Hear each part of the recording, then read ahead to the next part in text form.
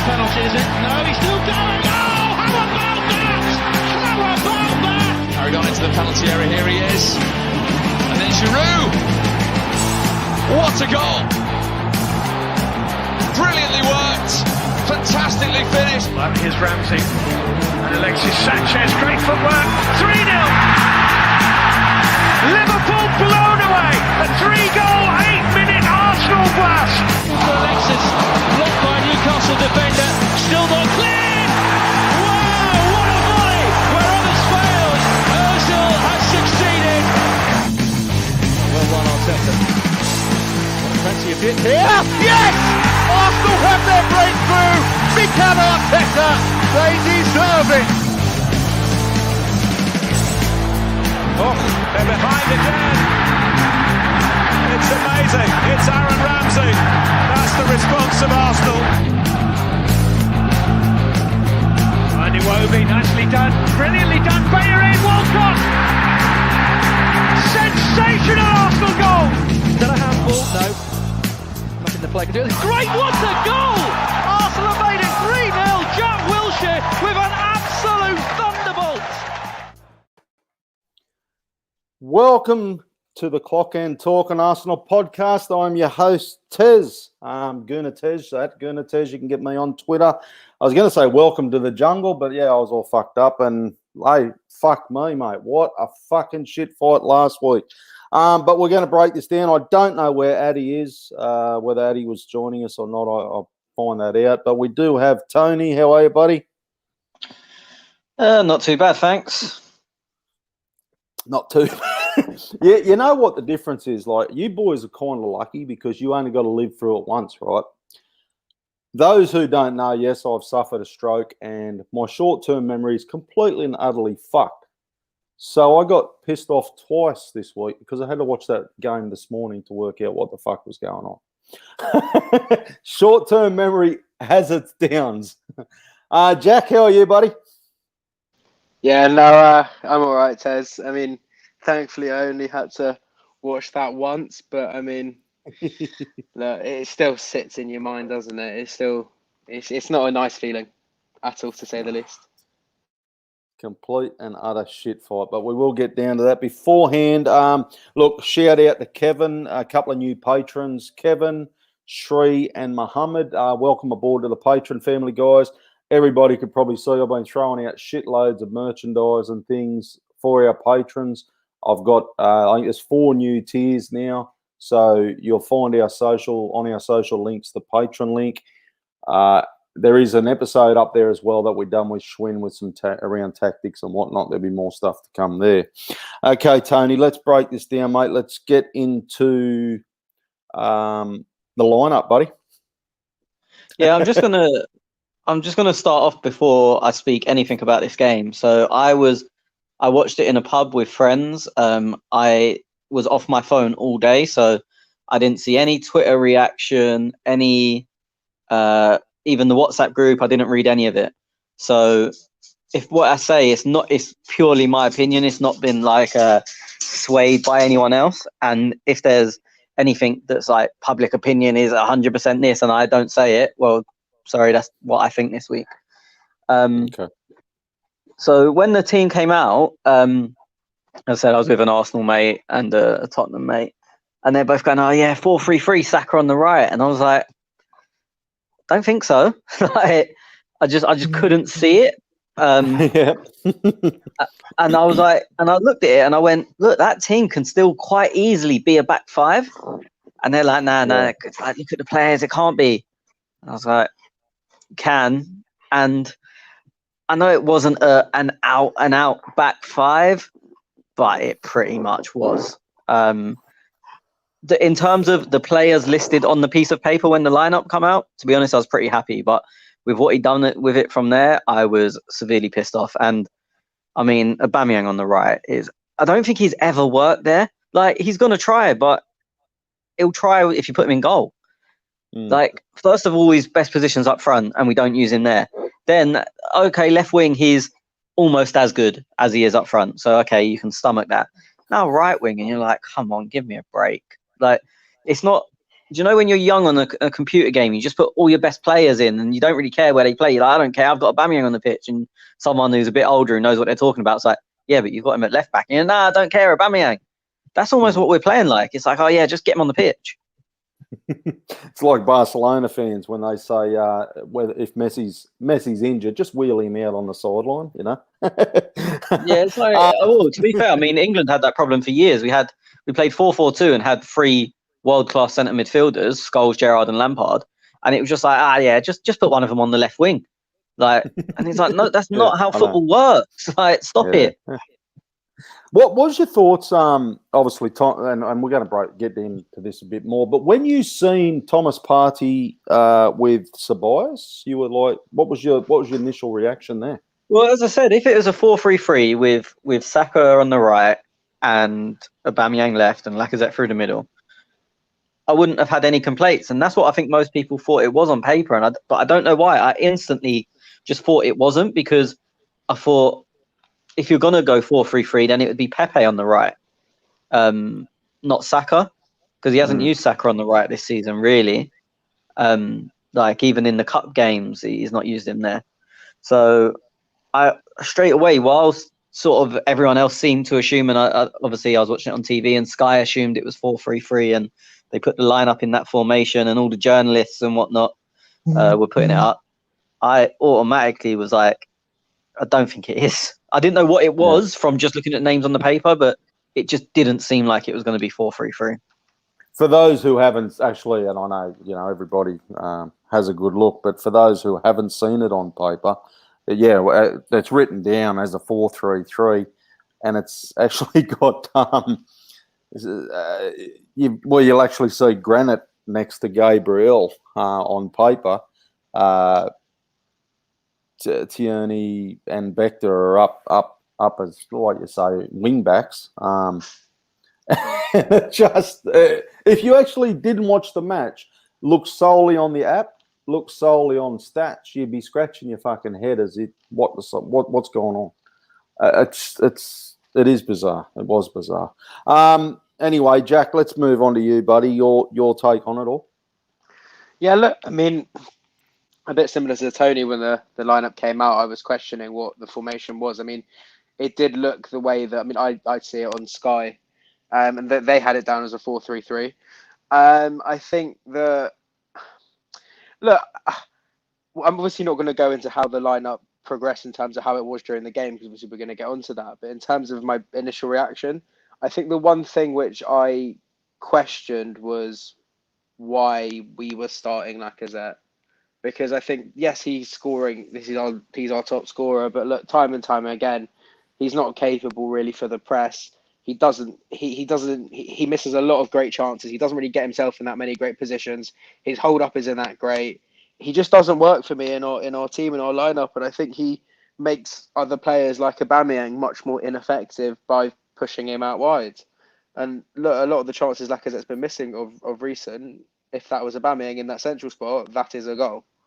And unfortunately, what we've seen with the result at City, with obviously now looking at the Leicester game, and obviously others, is that we're dropping points because we're not taking our chances. And I'll get onto that when we start reviewing the first half. Tony, I'm actually, for a match, I'm actually completely fucked on where to start here. Look, let's go with the first half, second half. And then we'll discuss, obviously we've got heaps to say. I do anyway. I suppose you boys in regards to Rodgers's tactics. So let's just, as you seen the match, we came out first 20 minutes. A bit 50-50 really, because we started well, we moved the ball well, we looked like we had attacking intent. We was sort of creating chances, but I was sitting there thinking, I can see exactly what Leicester are trying to do. Not playing a striker. They not even had 11 men behind the ball. They had 11 men within the last 30 yards. They let us have the ball wide. And I wished I could bring my friends that I watched the game with on here with me, because they're like, someone go, oh yeah, we're playing really well. And I was like, if we don't score here, we are in trouble, because they are like, I've seen other people say like, oh yeah, but we had all of the ball and we was doing all the attacking. We done exactly what they let us do. And in isolation, that first 20 minutes looks good because we had the ball, we was trying to create, we was moving them about, but we were their puppet. Like they had us on strings. If one of those chances goes in, the game completely changes. But But the one it didn't. Yeah, I mean, look, I'll be honest. I thought it was offside at the time, if I'm completely honest, but they didn't show the angle from behind the goal. So the angle they showed, and I don't know if the VAR only saw the same angles as us, the angle they showed, he looked like he was bang in front of him. I have since seen the other angle where he was about 3 yards away from him. But from that angle, I think that's offside. And again, that's from a set piece. So you go, I mean, we're going to go more into it, but you go on actual chances created, actual chances, not it hit someone's ass from 30 yards out and Schmeichel had to put his fag out and pick it up. Okay, well let's talk about that incident for a minute because I can hear Jack in the background, blah blah blah blah blah blah, wanting to talk there as well. But like, okay, let the corners come in. For me, first reaction was goal. I was like, I don't think it's hit anybody. Yeah, I was the same, Tez. I thought we scored it direct from the corner when I first saw it. Yeah, but I'm still trying to work out. So we're pointing Lacazette as offside. That's No, so basically it was ruled out because Granite, sorry, was it? Yeah, it was saying they said that Xhaka was offside, and although he didn't touch the ball, they claimed that he was impeding the eyesight of Schmeichel to then prevent him from retrieving the ball or making a save. As Tony said, when they moved on to a better angle, it was very clear that they weren't near each other. I mean, I think it was Match of the Day did a mock-up of the view from some technology they have, so they can put together where the players are on the pitch and everything, and look at it from a player's point of view. Xhaka was not impeding his view at all. He was never getting it. It was a goal. And look, I think I understand that in hindsight, yeah, it was 4 minutes in and the goal was disallowed. But then on the flip side, yes, we didn't take our chances as the game progressed. But if that goal goes in and counts, then it's a completely different game. But that's you're right, but it's not an excuse to be shit for the following 90 minutes because of. I don't think we were shit because of the 90. I think the first half. I mean, look, when people say we want to play a 4-3-3, it's so we start playing. They want us to play a bit. They want us to play better attacking football, better on the eye, faster and a faster tempo, right?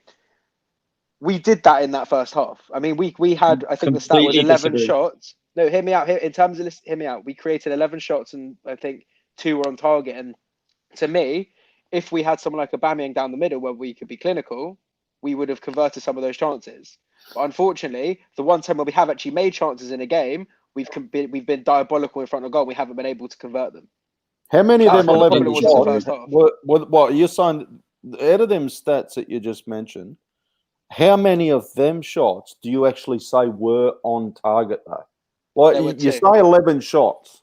Yeah, there were 2 on target. That was the point. 2 on target. That's the point. We weren't clinical. Yeah, we had the chances in that first half. And so we're talking the corner. We're talking the corners. Yeah, this is where I disagree because I think we had 2 chances: the corner and the Lacazette shot that wasn't on target. We dominated the ball. We had all of the ball. They let us play 30 yards from their goal, and we created 2 chances, and 1 is from a set piece. I've seen people go, oh yeah, but we played really good attacking football, and I know Addy had strong opinions on this, the same strong opinion as me. We didn't. We just had the ball. We weren't strong attacking football. I'm not saying that we played like that. I'm saying that's what you would have wanted with a move to 4-3-3 to be able to play that way. So I'm saying we were poor. Yeah, but we didn't. I'm saying we created the chances in that first half. I don't think we did. I don't think we did, Jack. I don't think we did at all. I hate agreeing with Tony, right? He just pisses me off agreeing with him. But I have to fucking agree with him. Like, I spoke to, and look, me and Tony, we are in a WhatsApp group, and we chat on the WhatsApp group. Sometimes me and Tony will have a chat ourselves.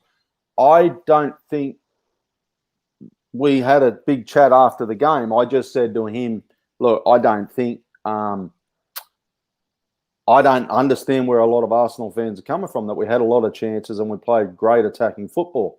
And I think, Tony, you said, yeah, I agree. And that was about it. Like, it wasn't and I was like, oh, okay, he agrees with me. Like, I was actually shocked. And to see and hear a lot of Arsenal fans saying exactly that, I don't know where, I must have been watching a fucking different game. I'll be honest. I must have been watching a different game. Well, this is kind of how it come about, because as I said, I hadn't looked at my phone all day. I was driving home. Let's say I was the passenger, because I'm about to say I looked at my phone.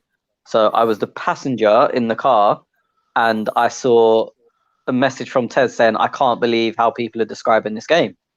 And I replied with a voice note, because it's not safe to text and drive, even though I was the passenger, saying, why? What are people saying? And he said, oh, yeah, they're saying we dominated, we was great attacking team, and we were just unlucky. And I was like, what? Like, I'm not saying we were unlucky.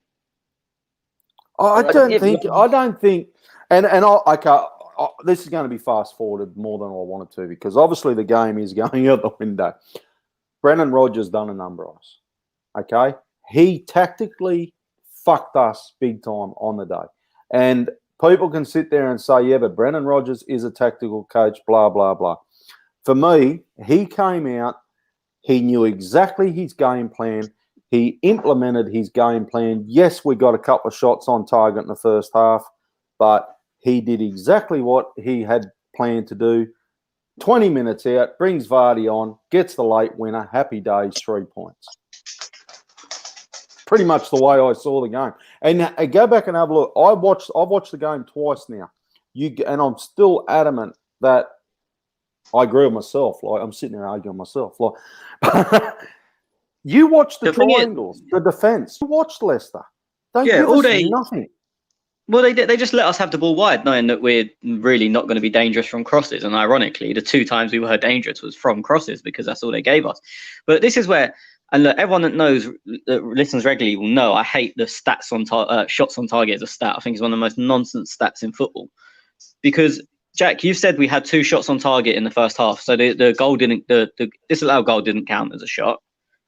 Please name them, because I haven't got a clue. And if I can't remember the shot, it means it weren't a chance. For me, we had 2 chances. One doesn't count because it was disallowed for offside, and the other one was a missed header from a yard, and you have to score.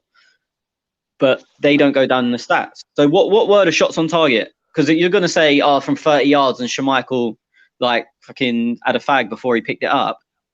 Well, that ain't us creating anything. That's nonsense. I've got 4 shots on target for the whole game, 2 for Leicester City. This is how I look at it, right?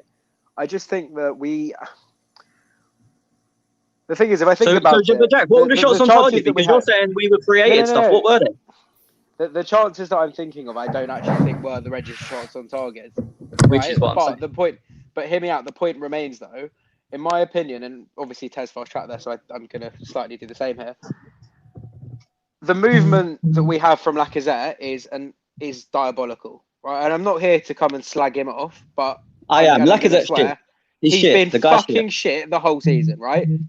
He has no movement. He can't press. He can't shoot. He can't hold up. He has no link-up play with Orba. If you want to get the best out of the team without creating midfield, this is how you do it. You go Xhaka and Partey deep. You play either Ceballos, Willian, or Saka in the cam.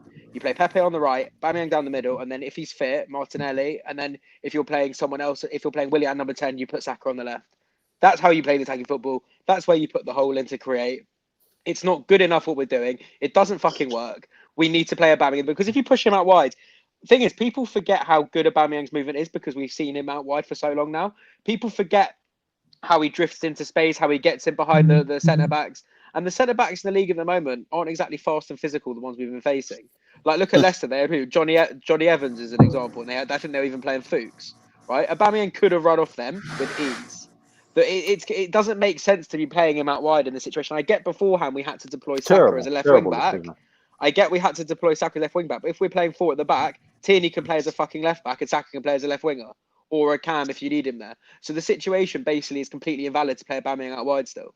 And Lacazette, literally, look, when Ozil was playing and he was under a lot of shit just after he signed the deal, he was a luxury player, right? We needed other players around him to work, and we needed him to do that as well.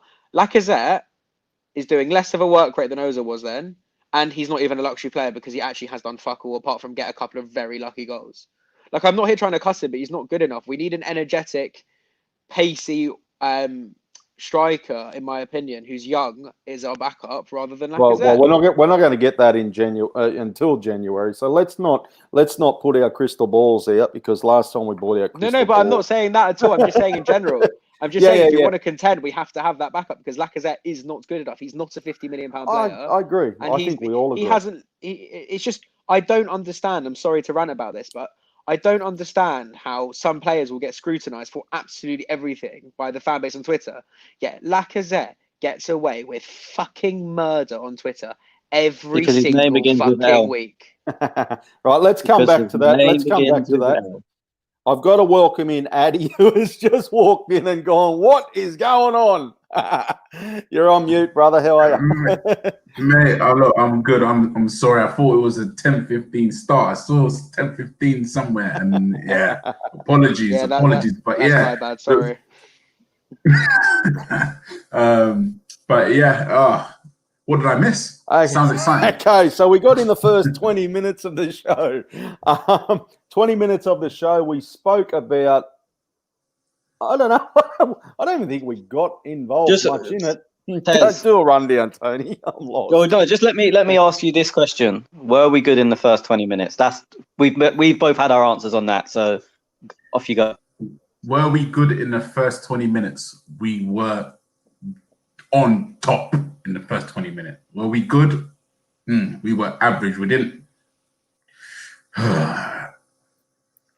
We were average. I won't say we were good. No. Yeah.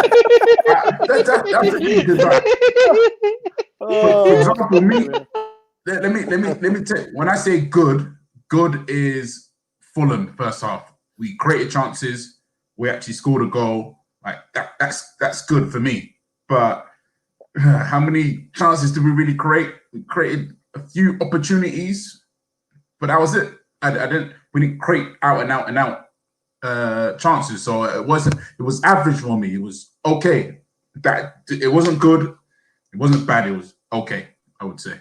And just to follow up, was it offside or not?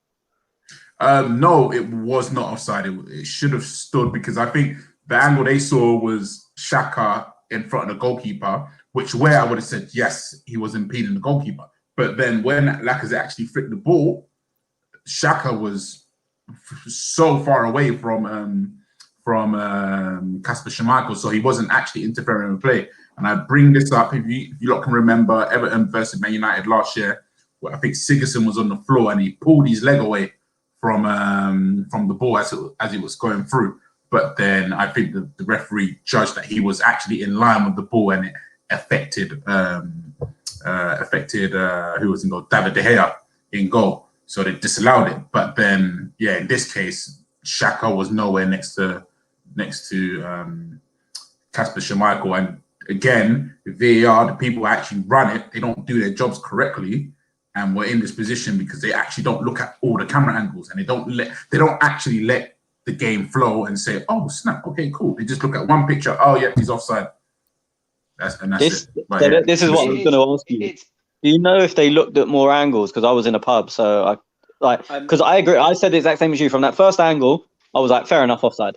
And then after the game, I saw the other one. Do you know if VAR only saw that one angle? Yeah, so who was I? I was watching it on a very special stream. They said no, they didn't look at multiple angles. Okay. Addy, just while I'm nodding my head, don't you mean the pay-per-view stream that we will have to spend £15 on to watch the game? Stream, yes. Yeah. Oh, yes. Pay-per-view.dtv. Yes. Pay-per-view stream. Oh, I heard Darren having a sook the other day. I got to pay £10 for a match. Fuck off, cunt. If Darren wants to avoid spending the tenner on it, I would suggest becoming just asking one of us for a little bit of help to find a site. or a guy. It's not difficult to find a guy who can plug you the game. What is it? $10 a game. £15, $14.95 to be exact. So what's that? $30? That's $30. That's a bit expensive. Okay. I think there's been 10 games now, and 5 of them haven't done over 10,000 buys. I think ours 2 was of them. the most. Wow, that is pretty. There were none above 100,000. Ours was the most for like 90,000 or something. It depends. That depends on what ratings you go on, because the Barb ratings have us over that, but they're not 100% In accurate. theory, do you know what? Do you know what's going to be a massive telltale in terms of it's a failure, or if it's a genuine failure or not? Will be the viewing figures for Arsenal United, because on paper that's one of the most viewed games in a Premier League. It's not pay-per-view. It's not pay-per-view. Is it not? No, it's normal Sky Sports. I'm surprised they did that. Fucking money-grabbing bastards.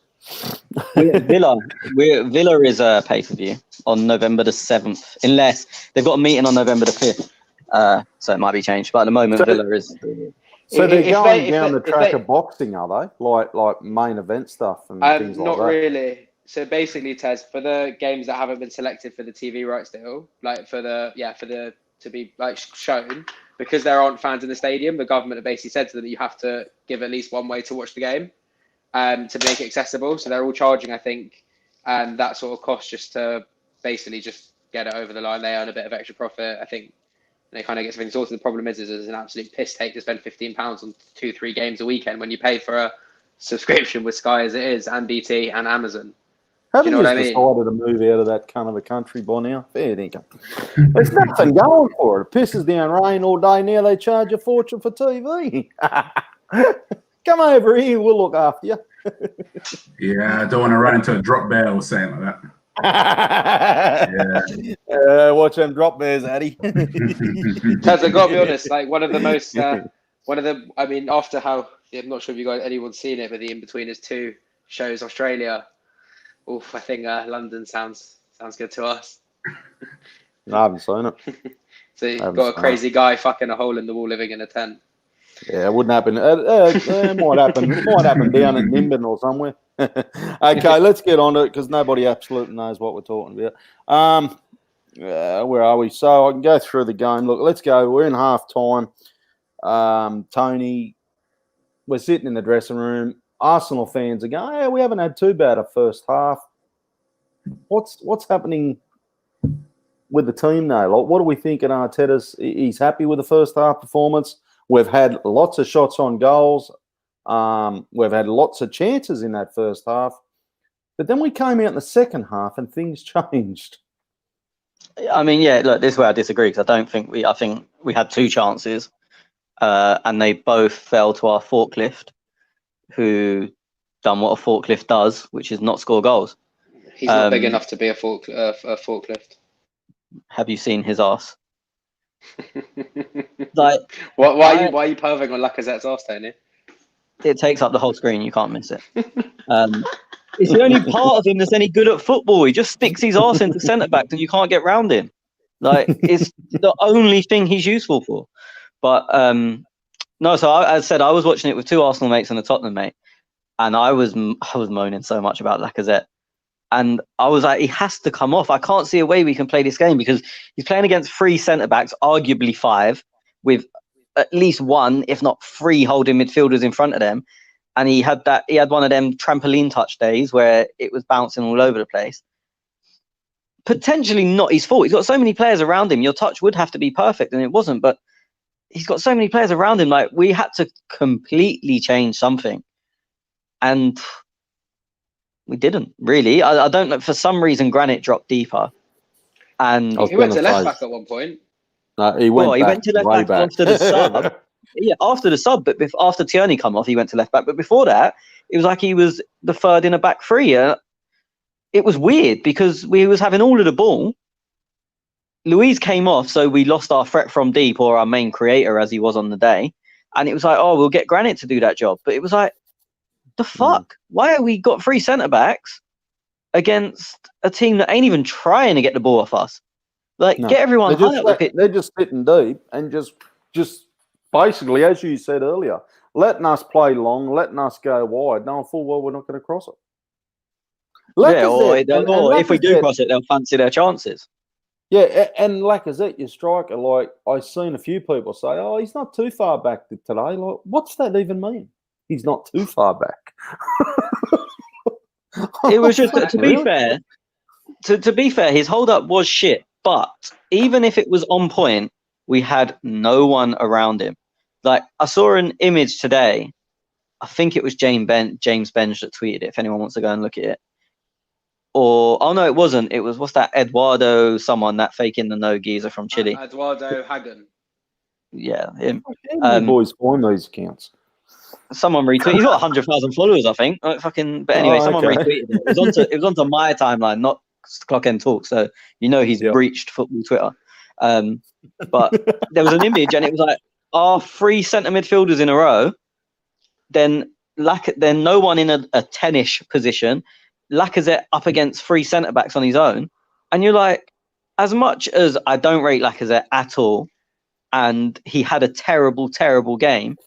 Even if you give him that ball, or I don't know, who's the best hold-up man in the world? Probably Whoever you want to now. choose. No, What I mean, whoever. Like, but even if you gave them the ball in that situation, Lewandowski. yeah. What the? I mean, it's not Lewandowski, but even if you give him the ball in that situation, like, what the fuck is he supposed to do? Like, I feel like I'm digging out Lacazette because he's terrible. But but Tony, at the end of the day, like if you look at, for example, the game we had midweek, I think Partey put a ball in for Aubameyang for down through the middle. He kind of split the ball through, and Aubameyang has that sort of, he has the movement and he has that creativity in his runs that he can make a run off the back of a last defender, and a ball can be spread down the middle if they're expecting it to go wide. Lacazette doesn't give us that option, so the obvious thing to do would have been to push Aubameyang into the middle. But yeah, look, Lacazette should have been taken off, but we can't just blame everything on Lacazette. We can't leave any striker with 3 centre backs around them and 2 holding midfielders in front of them. That's what my point is. You can choose the best hold-up player in the world of all time if you want. If you give them 3 centre backs on their arse and 2 holding midfielders in front of them, and no player on the same team within 30 yards, they're gonna struggle. Like, people seem hell bent on not criticising Arteta, and I am a huge Arteta fan. I want him as the future of our club. I think it's amazing in what he's done in a short space of time with a not very good squad and players with not very much confidence when he came in. But he massively fucked up on Sunday. Fucking Brendan Rodgers played him like a cheap guitar. He had his measure. He knew exactly what he was doing. And let's be honest, did anyone sit there when they rang Vardy on in the 60th minute and think, yeah, we're still going to win this? Because if you did, you're watching football wrong. Mate, I was thinking it when I seen Vardy on the TV screen sitting in the grandstand. I'm thinking, you just stay there, you can't stay right. Yeah, everyone was, there. because you knew from minute one what they were going to do. And do you know what they done well? Well, they done a lot of things well. But what was clever is they didn't play a striker at all. So in the first half, our defenders were chilling. And then suddenly, but it's not like they played a poor imitation. So at least the defenders were used to playing someone. No, defenders didn't have shit to do. They didn't even try and play someone up front. Then all of a sudden, Vardy comes on. 5 minutes later, Under comes on, bit quick as well. And before you know it, instead of having no one to deal with, they've now got 2. The defenders are asleep. Like, I've seen people blaming Mustafi for the goal. For me, it's not his fault. For me, it's a bit harsh. Well, no, first of all, you've got no pressure on Tielemans, so you can know who can pass the ball. So that's one of the midfielders' fault. Granit's our deepest player. Not a clue why. Like, don't even know why he's part of the defense. He's not even there. Yeah, that's what I mean. He shouldn't be there. Yeah, no, that's what I mean. And then Gabriel has Vardy, but he has to come across to cover because Granit's been beat for pace. Again, not Granit's fault. You know he can't run. Not Gabriel. Well, it's not Gabriel's fault. He had a decision to make, and it's one of them. You go, should he stay with Vardy as a danger man? But if Under goes and puts it in, you go, why didn't he come across? And people expecting Mustafi to come across and cover Vardy. Like, Vardy's been at least in the top 5 quickest players in the league for the last 5-6 years. You expect Mustafi, that's been out since June, to catch him. Like, I know people don't like Mustafi, but fuck off. Like, but you know what annoys me though, Tony, is, and I'll get your take in a minute, Addy. I'll go to you. is the fact is I could see it was going to happen, right? They were going to take a quick play, a quick something was going to happen quick, and it was going to make all our defence look ugly. Like give Leicester a bit of credit, for fuck's sake. Don't sit there and blame all our players and go, oh, it's Mustafi's fault, it's Granite's fault, it's whoever's Gabriel's fault, whatever. Have a look at what the fucking mate, literally, Brendan Rodgers threw a fishing line out and was fishing that whole game to know exactly what happened and exactly what I thought. Like, I don't want to sit here and put the crystal ball on, but I don't think you needed a crystal ball. Blind Eddie could have fucking seen that, for crying out loud. I don't get it. I honestly don't get it. And to sit there and criticise players, Arsenal fans. Have a look at the fucking manager. I'm far from Arteta out, and I seen a message come through a minute ago. I am far from Arteta out, but he fucked up on the day. He got everything wrong, and as you said, he got played like a cheap guitar, was it? Yeah, I mean, the phrases got played like a fiddle, but I don't really know what a fiddle is, so I changed it to an instrument I knew what it was. Yeah, I mean, Addy, that just looks a bit suspicious, so I said guitar. Addy, do you agree with any of that, or are we? Did I watch a different game? Yeah. No, 100%. I think one of my issues is that a lot of players say this guy's rubbish, but we actually have to remember that it's our manager that's playing these players. We can say so many things about Lacazette, but Arteta is insistent on playing Lacazette. We can't blame the player if Arteta's saying, Lacazette, go in there and play a game. So he's just going to do what he wants to do. He might not be good at pressing. He might not be good at holding up the ball. But Arteta has put him in there. So we cannot say anything. And again, now we had the thing where, Arteta is good at helping players and everything like that. If Lacazette's been doing this for the last 6 months, then we have to say to ourselves, what is Arteta doing in training with these players? If you're not improving Lacazette to help him on a certain aspect of his game, and we're still seeing the same thing over and over again, what are we looking at? Arteta now, like, look, let's see. Brendan Rodgers brought on Vardy now, and they actually cut us open twice. Like, Vardy had another chance where Leno saved it with his head.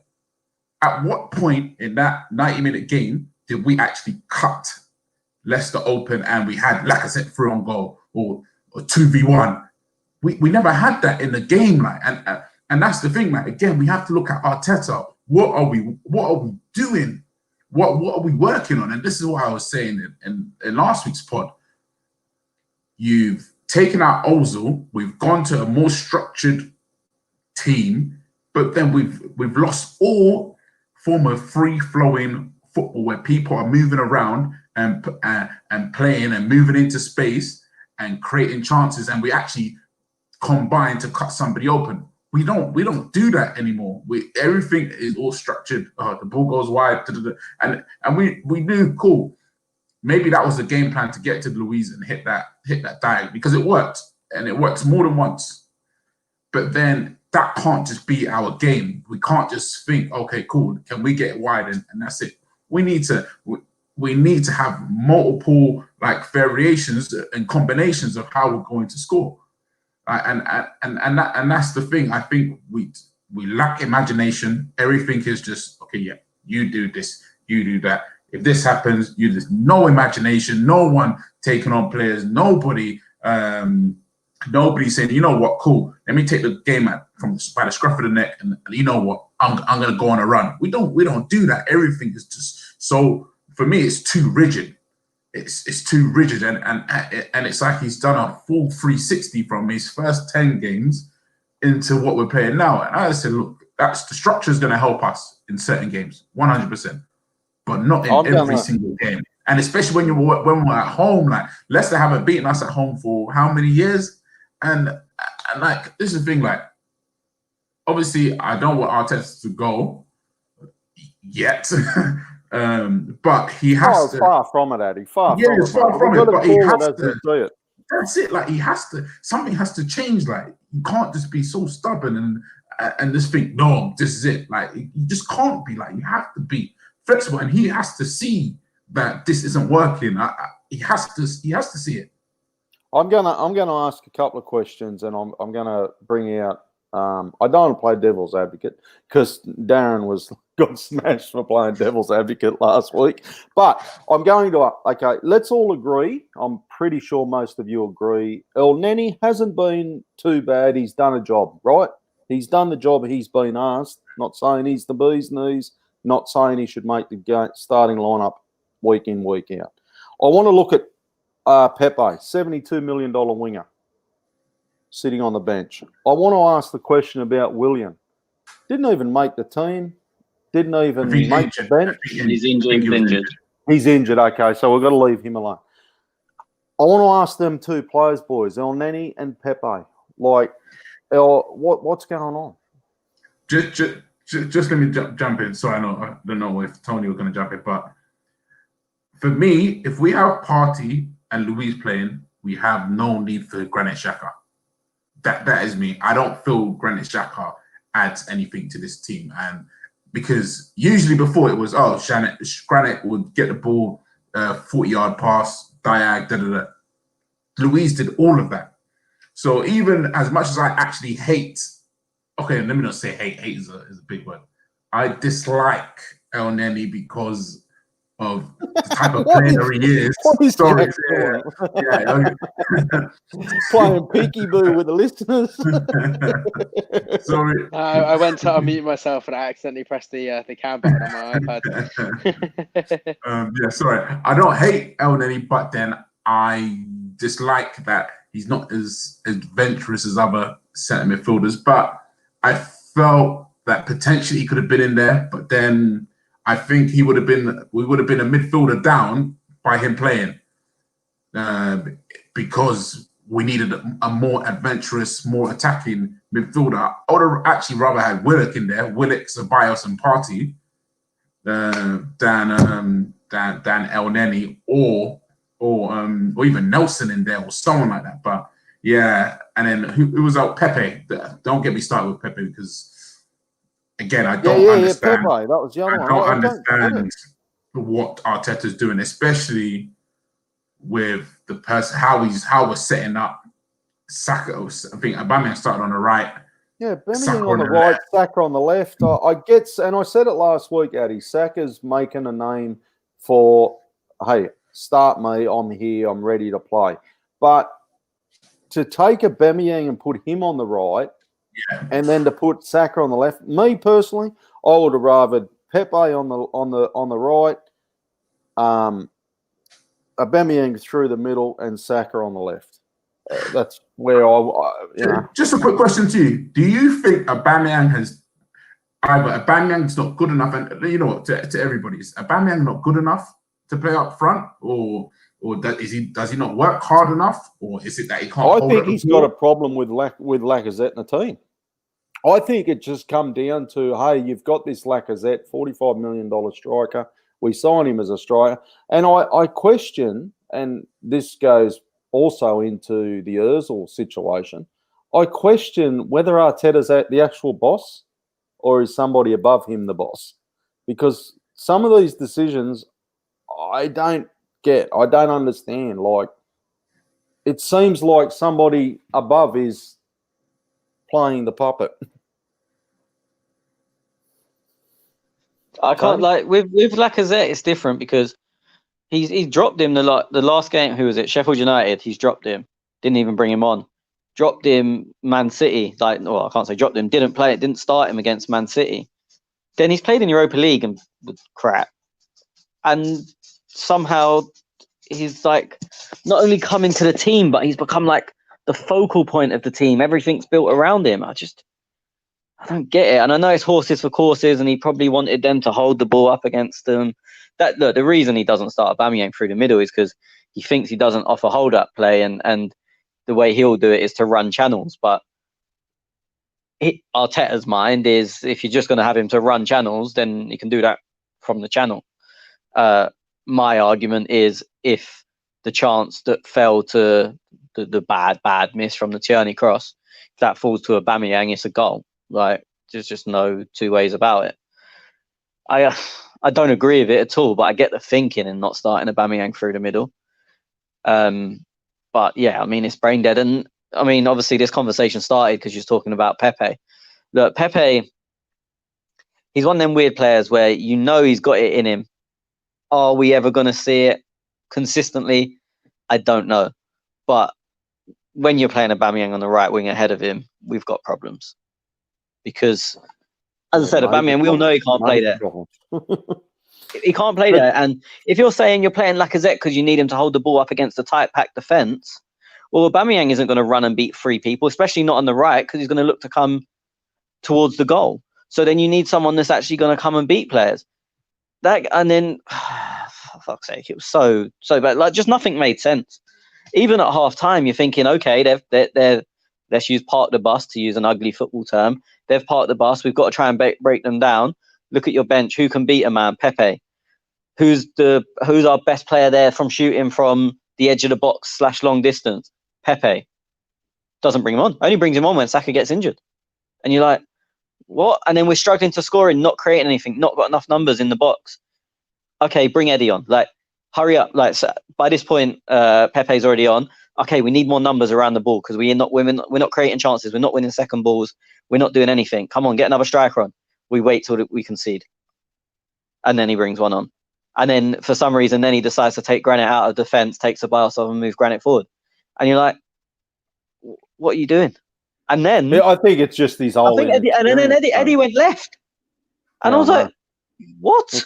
Like, I was actually looking at it thinking, like, I think I know a lot about football, and I know probably everyone watching disagrees with me. But I was looking at that thinking, what? Like, I don't know what I'm watching now. Like, what's happening? What? He's out of his depth. He's out of his depth. Honestly, he is. Like, I was thinking, when is it going to get to a stage where Arteta's like, is he just going to go full steam ahead and just plow through everything? At this current moment in time, he's out of his depth. And how much longer? And this thing, everyone's going to say patience. No. But how much longer is it going to take for people to get? You know, the funny thing is, Addy, I get where you're coming from, brother. And you know, the funny thing is, if this was Emery, we'd be fucking absolutely criticising him. And I don't want to be like, I'll make this clear again. I'm not Arteta out, but I tell you what, if I see a couple of these more results like this leading up to Christmas, by January, I will be like, mate, come on. You're out of your depth, brother. You got to go.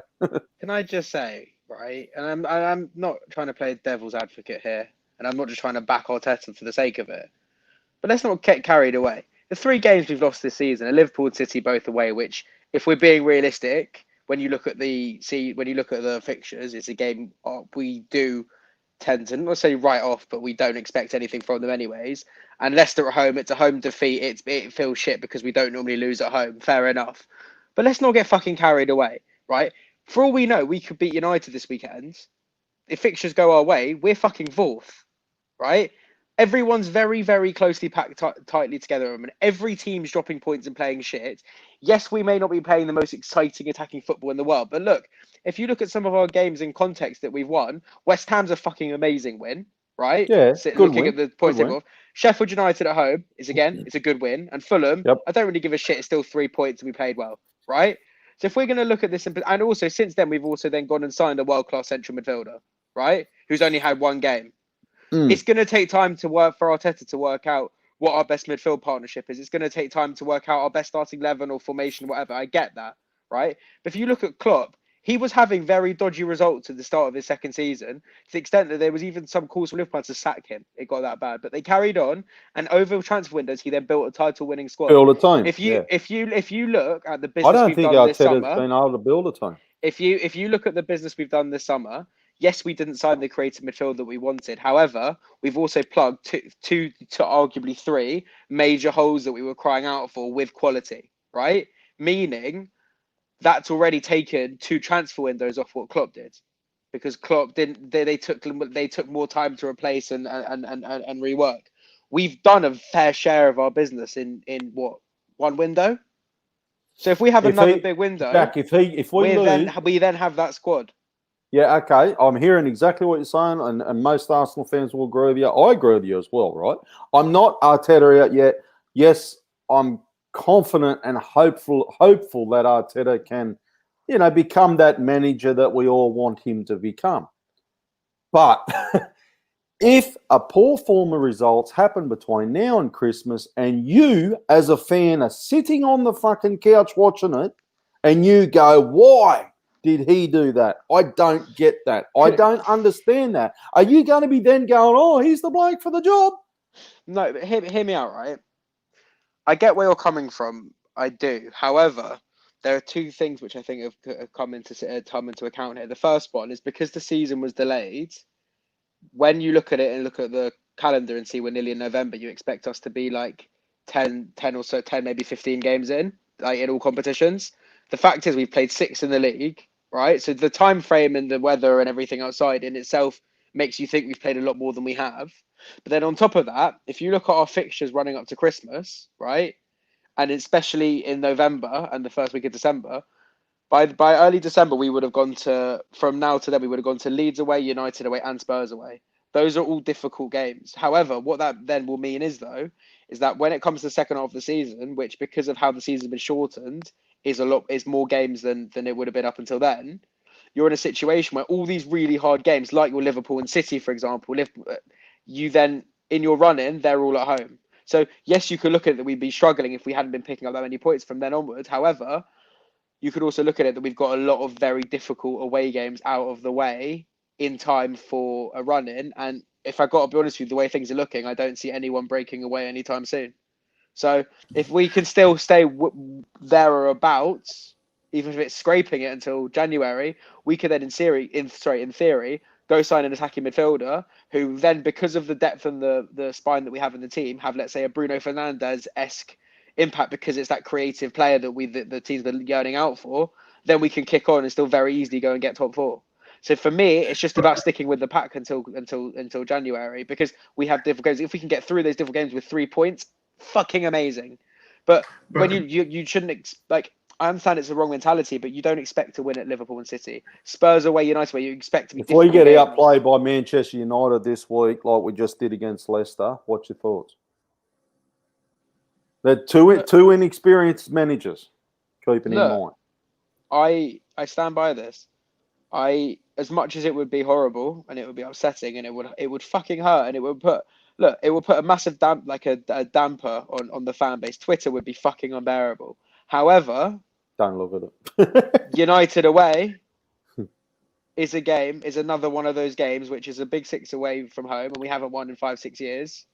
And we know we can beat them at home, and we know we can beat other teams in the league. It doesn't ruin the whole season if we lose to United. Jack, I don't mind if we lose the game. Don't get me wrong. I don't mind if we lose the game. Okay. Oh, I mind, but I'm saying it's not the end of the world. Yeah. But if we get outplayed on the day where I say fucking Ollie does the fucking Rodgers on us, I'll be like, come on, Arteta, and that's where I'm talking the difference on not results. I'm talking about the manager happening there. Like if I see what's happening and go, fuck. I just want to see Aubameyang down the middle. But yeah, Jack as well. So this is the thing, yeah. I understand 6 games into the season, but poor performance against West Ham, we scraped the win. Against Sheffield United. But when Spurs have a poor performance and scrape the win, it's my god, they scraped the win, they're going to win the league. With me, yeah, I don't care about the media. I don't care about Spurs. I don't watch Spurs. I don't watch with them up. I only look at Arsenal. And how I see it is that cool, you scrape the win, and this is the thing, yeah. If it's like we ground out the victory, we defended well, we just got the 1 goal. You know what? That's different from when we say we scraped the win, but the performance was bad. So with me, yeah, how I see it is, if your performance is bad against the weaker teams, which were our bread and butter, and it was only the big teams we used to fumble against, but the weaker teams, yeah, we pretty much take them out, take them out, and actually have a good game against them. If we're actually struggling now, how do we expect to play against the stronger teams? And then now, obviously, of your basis, okay, cool, we're getting a lot of the away games out of it. How do I actually don't feel comfortable playing all them home games later on in the season where it was an advantage, because again now it doesn't look like we actually have an advantage at the Emirates anymore. It doesn't look like we're going to steamroll all them teams at the Emirates. It could actually be they come to the Emirates and they actually play better. So I'm scared of Leeds coming here. I'm scared of Aston Villa coming here because the performances haven't shown me that, oh, we can handle them teams. And Leeds done a job on Aston Villa the other day. That was fucking like I didn't. And I think we have to actually see that. Addy, I think that the situation of not having fans in the stadium is making a huge difference for every game. It's every team, everyone exactly. However, and this is one thing, is that look, I think we can all agree that probably the best 10-15 minutes we played all season was that 10 minutes against Sheffield United, when when Arteta put Willian at 10, then brought on Pepe to put him on the right. Aubameyang was down the middle. Saka was on the left. We scored 2 goals in 10 minutes. That's how I want to see us playing. Is exactly that formation, just chucking Partey to play alongside who you want in the more of a DM role.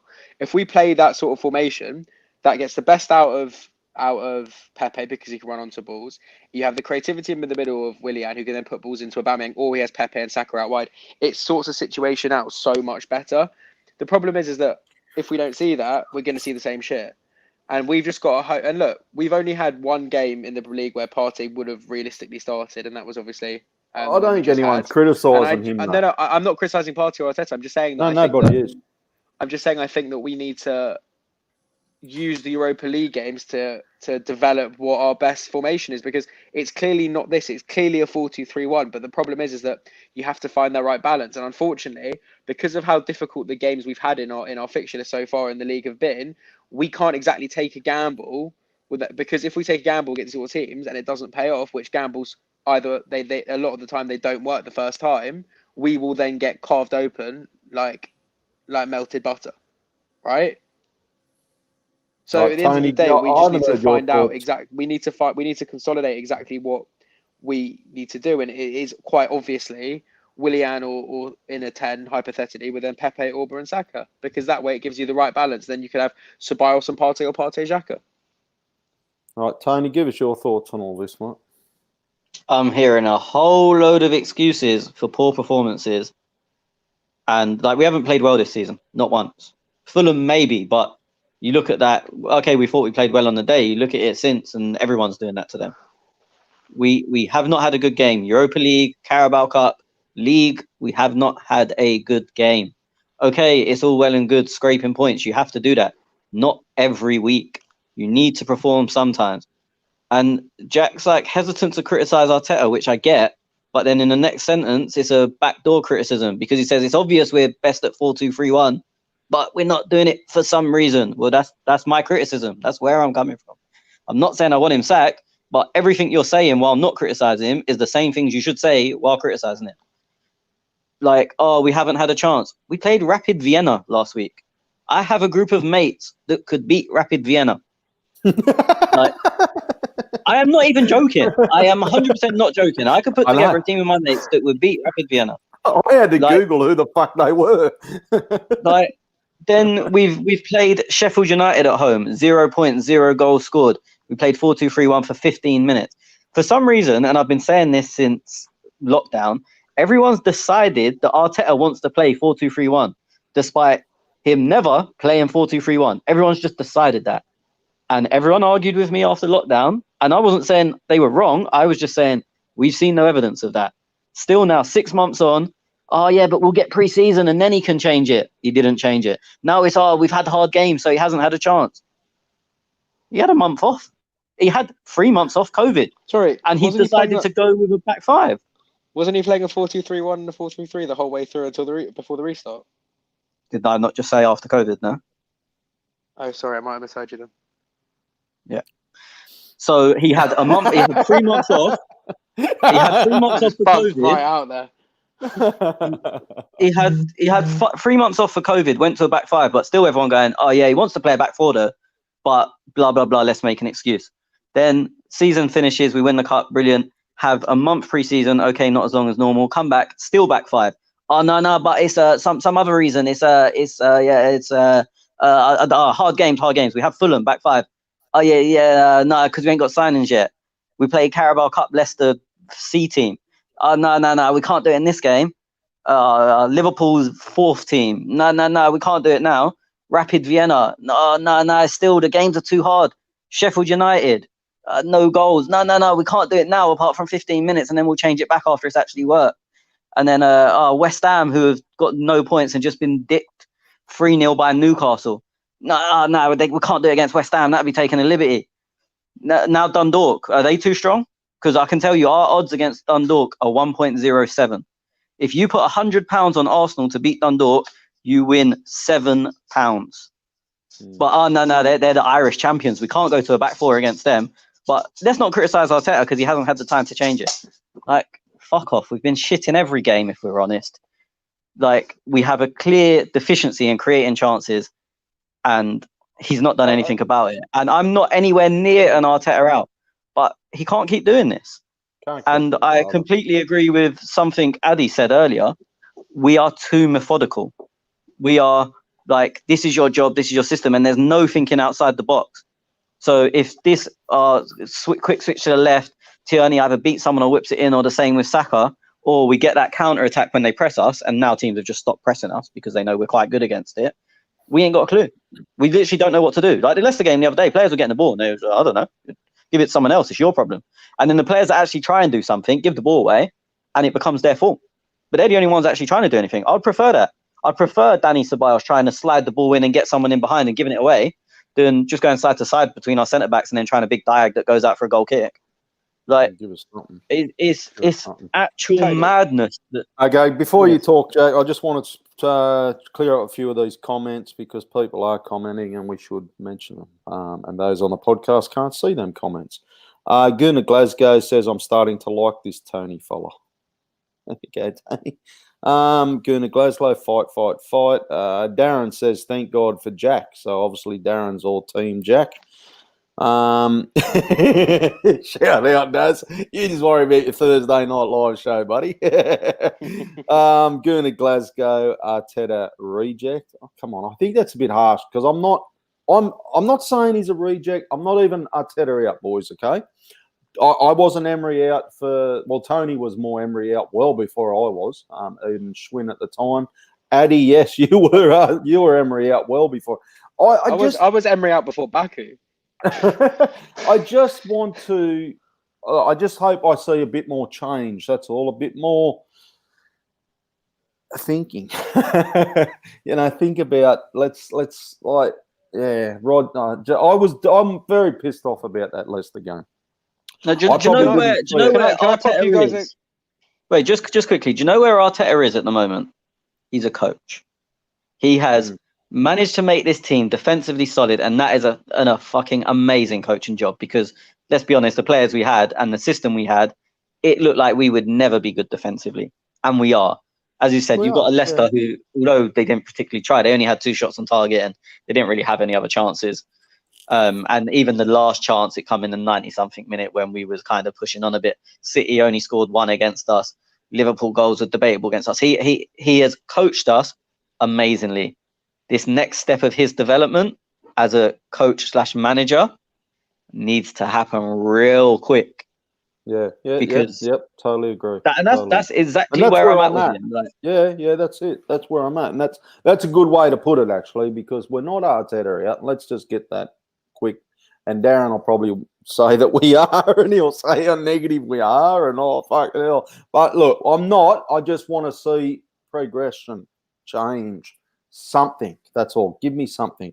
Can I ask you guys can I pop you guys a question quickly? Yeah, hang on. I'll just go, Jack. While I just sort out whatever Tony's doing here. Look, so we've got United on Sunday and we got Dundalk on Thursday. Would you play a full team against Dundalk to trial a way to use a new formation? Or would you go incredibly weak against Dundalk and just save it for United? Go, Eddie. Saved it. Oh, Tony, you're back.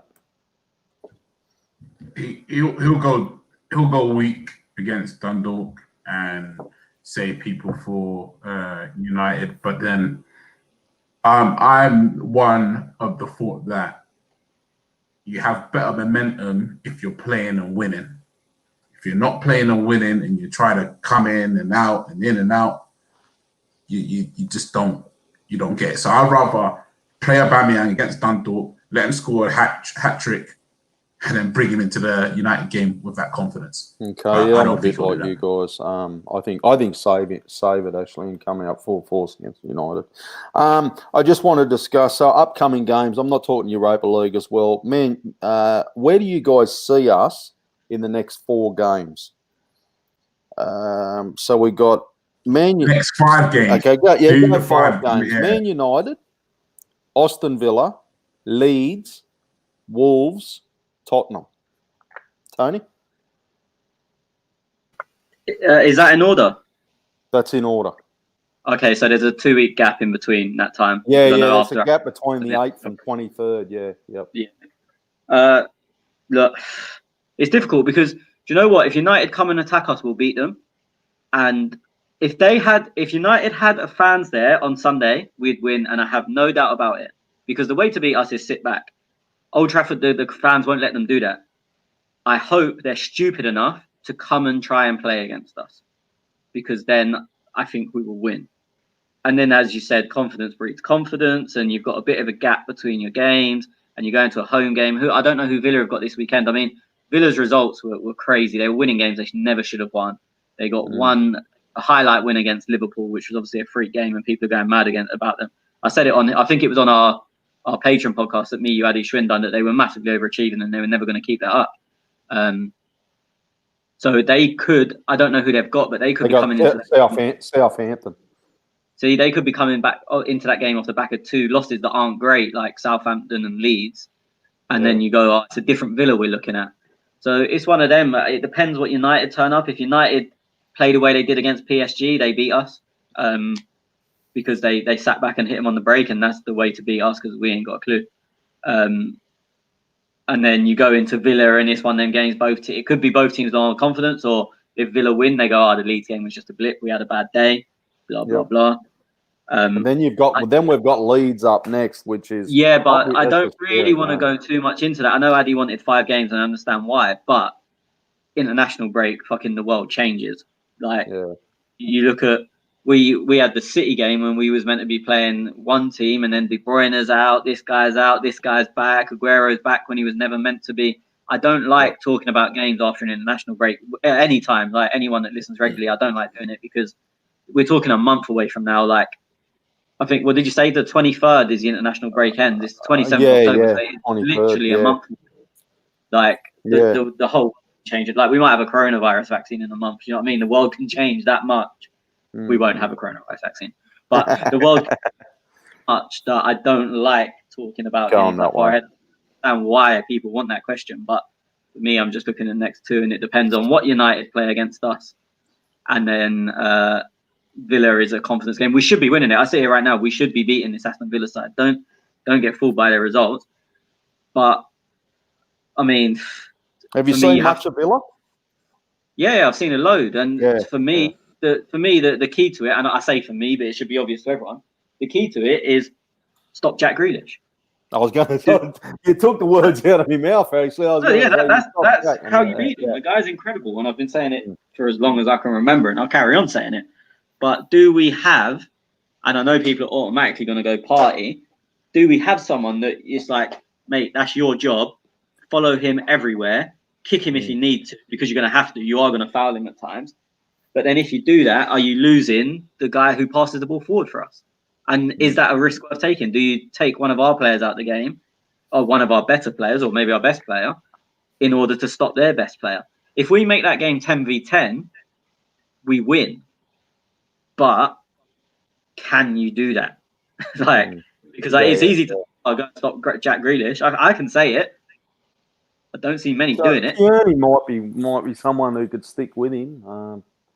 Not yeah, but they'll play Grealish on the left. That's Oh, what I they'll was give him a thinking, free roll. Yeah, They'll give him a free roll, but it'll be left-ish, like left-based. I mean, he goes wherever he wants, and no one can say shit. That leaves Bellerin, doesn't it? Yeah, I mean, or the other way is stop him getting the ball, which is probably the easier way to deal with him, because stopping him one-on-one is very unlikely. So then you have to stop him getting the ball. The problem is he just, because he's allowed to roam everywhere. I mean, I don't know if anyone saw his run the other day. He should have scored, but he picked the ball up on the edge of his box and ended up taking a shot in their 6-yard box and didn't pass the ball. He just went and beat about 6 players and run the length of the pitch. So it's very easy to say, stop it. I agree with that. Ainsley is the man for the job. Ainsley, completely. And I would sacrifice. I would say to Ainsley, because I remember when we played Leeds last year in the FA Cup, Calvin Phillips, like Bielsa had obviously said to him, take Ozil out the game, and it's 10v10. Like, you're not playing today. Your job is follow Ozil. I don't care where the ball is. Don't even look at the ball. Just follow Ozil. And I swear, if Ozil would have went for a piss during the game, Phillips would have went and hold his cock. Like, it was ridiculous. Yeah. And I think to get Ainsley to do that, I would do that and make it 10v10. Yeah, good shout. And we know that. Does Arteta know that? And this is what I hope. This is what I'm getting at. But it's another thing. It's another thing that you probably couldn't do with fans there. At home to Villa, do you know what I mean? You can't be seen to. Well, you should be able to, but the same thing I'm saying about United, where they couldn't sit back really with fans there. With us, with fans there, can you go? Oh, we're going to make it 10v10 against Villa and complete and do what we're going to do with them. But without fans there, like. Ainsley, you are his shadow today. Like, don't let him move. And if you have to kick him occasionally, kick him. But if not, you can run with him because you're quicker than him. Strength-wise, it's debatable. Like, you're up there. It's a challenge. So just follow the guy around the pitch. If he goes and stands on the corner flag, go stand with him. Ask him how his day's been. You were in the England camp together. You can talk about anything you want, but don't let that guy play football today. I'm hearing you. Addy, where are you? You one of the 5 games, but we can go the 2 if you want, mate. Whatever you're comfortable. I'll look at the 5 because even if you get injuries, because again we could get injuries, they could get injuries. I still think it's a tactics thing, and if Arteta wants to play with freedom, then by all means, I think we could actually do well. But based off of the evidence that we've seen so far, and until he changes, I think we could struggle.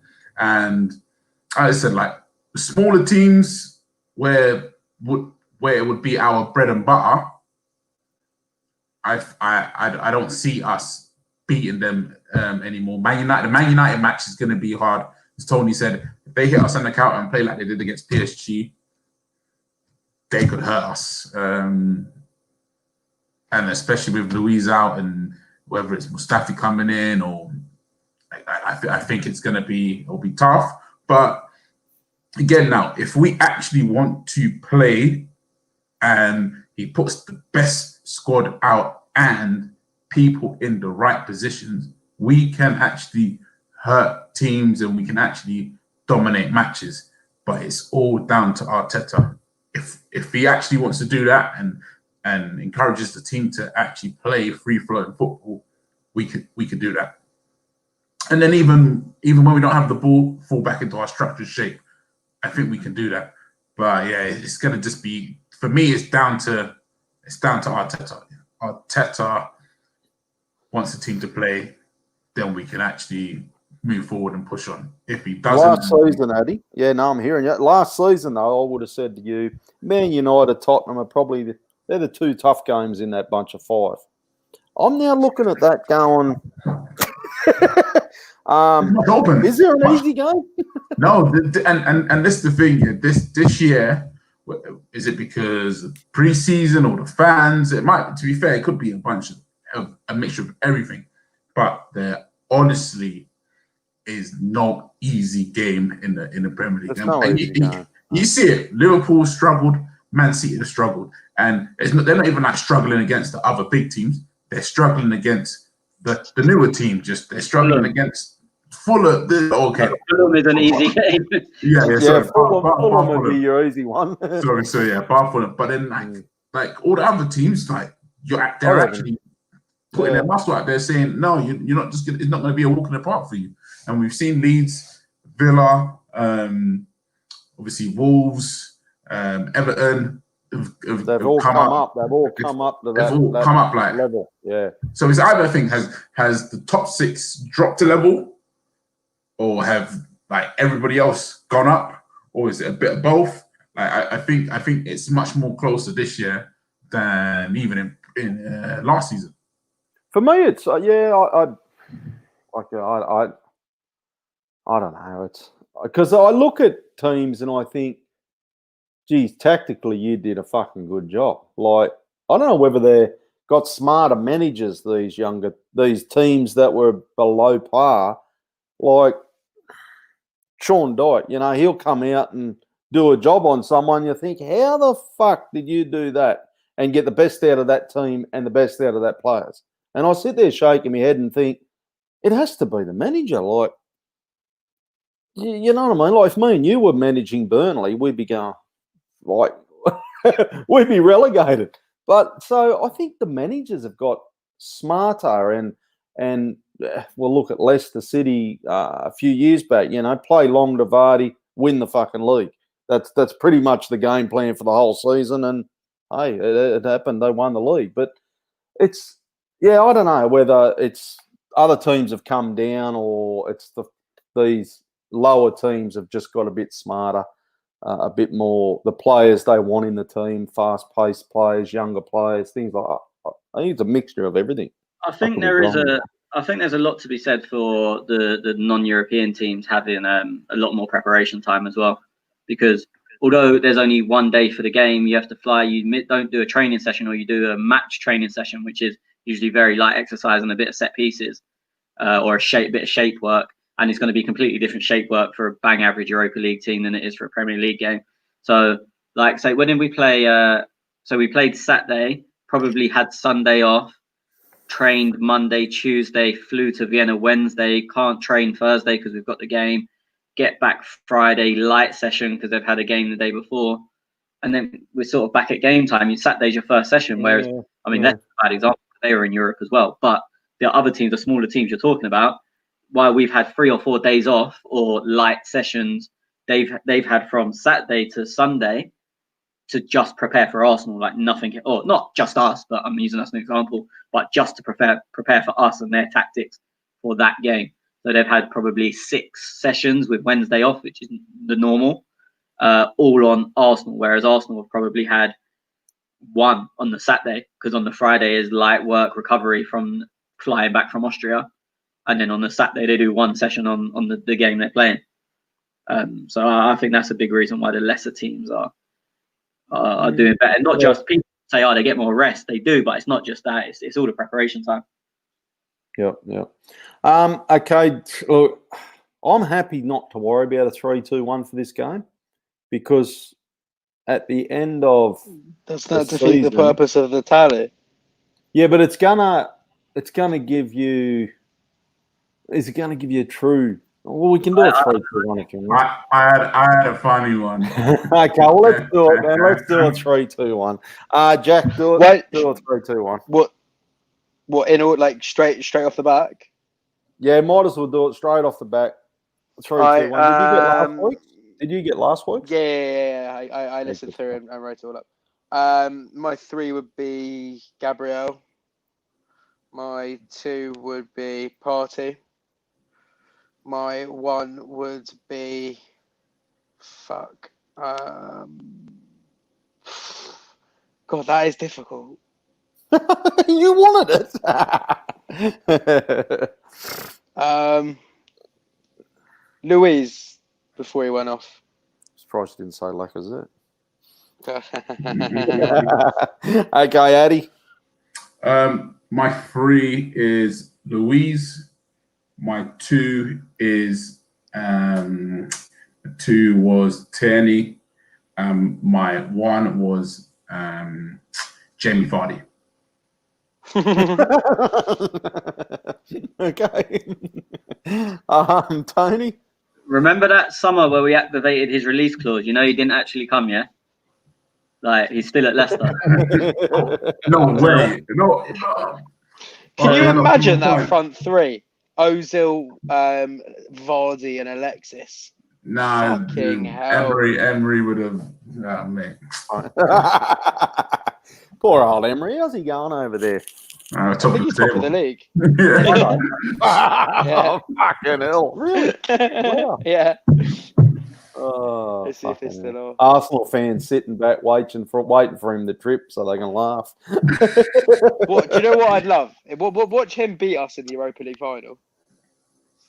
Oh no, sorry, he's fourth. He's fourth. He's fourth. He's fourth. He's not Oh, first. it's fourth now. Okay. Yeah, he's fucking shit. Emery out.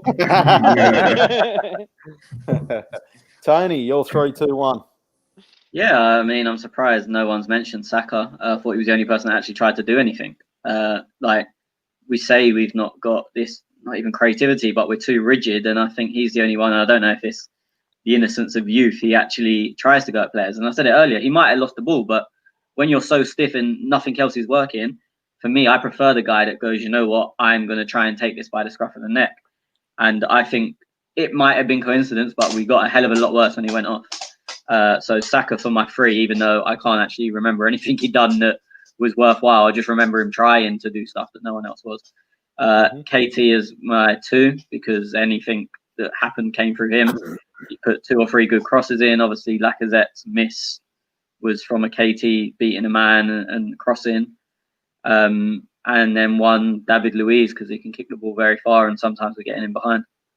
But to be fair, mainly every time KT did manage to get a cross in, it usually came from a Luiz switch. So, but I mean, yeah, that's, for me, they're pretty simple. I don't think Gabriel was bad. I just don't think he had enough to do and something to do.